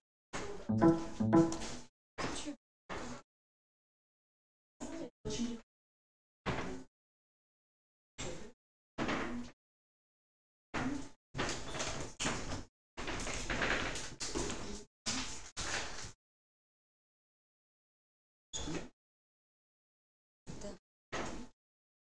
Подряд отвечаем.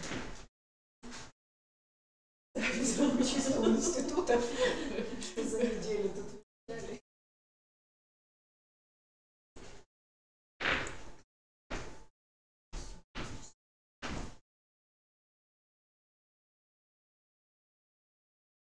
Весь рабочий стол. Как мы и решили?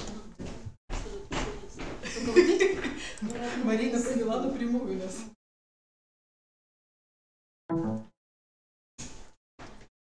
две бутылочки. Не видела куда? Вот сюда. А, сюда?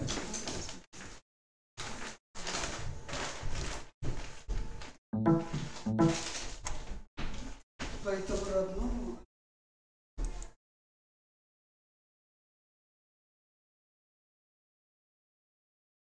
Спасибо.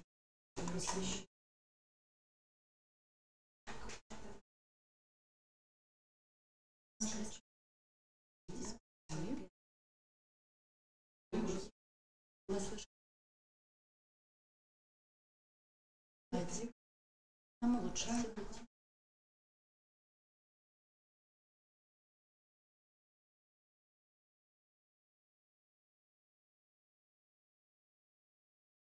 Только язык. Да. Есть? Она сказала, там литературы нет. Наш. Я подписала.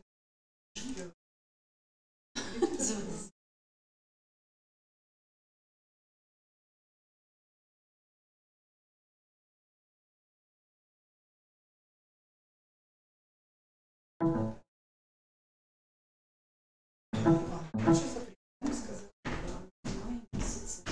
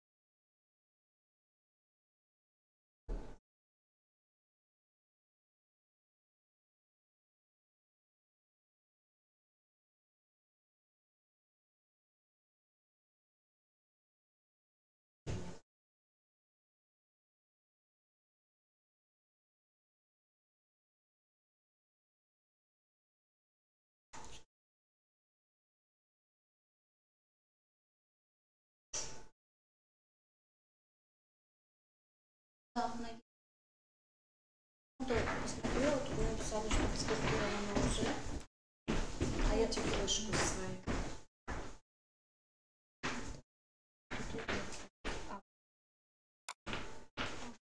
Ну все, получается, все. Я обратила внимание, как быстро.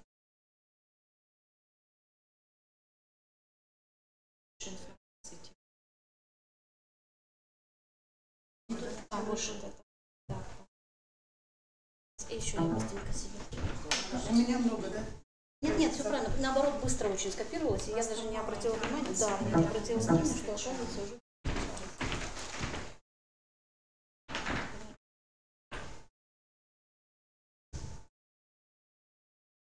Она мне и сказала, что...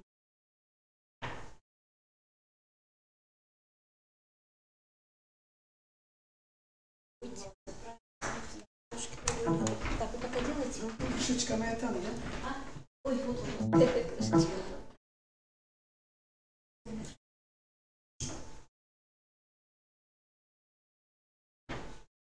Крышечка. Нет, в том-то и дело, что мы первую точку.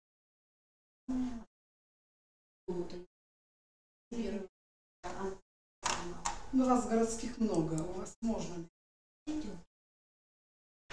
Да, наша дети.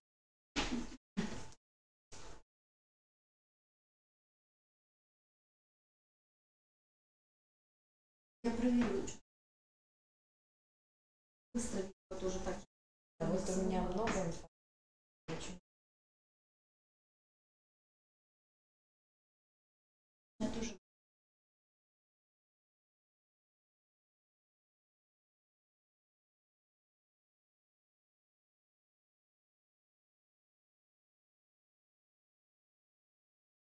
Городские, наверное, было.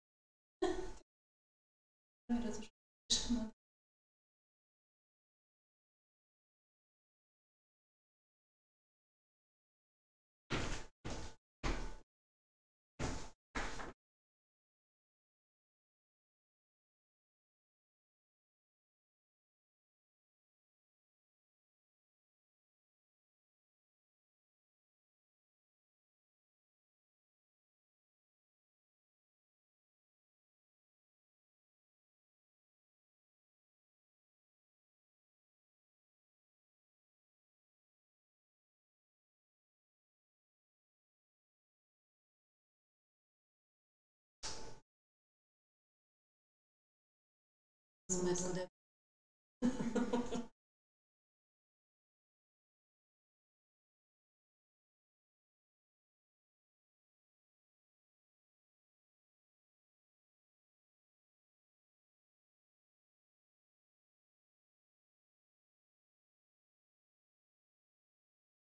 тебе.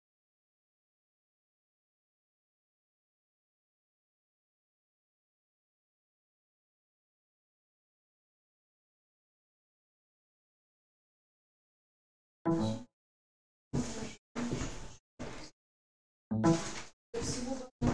свидания.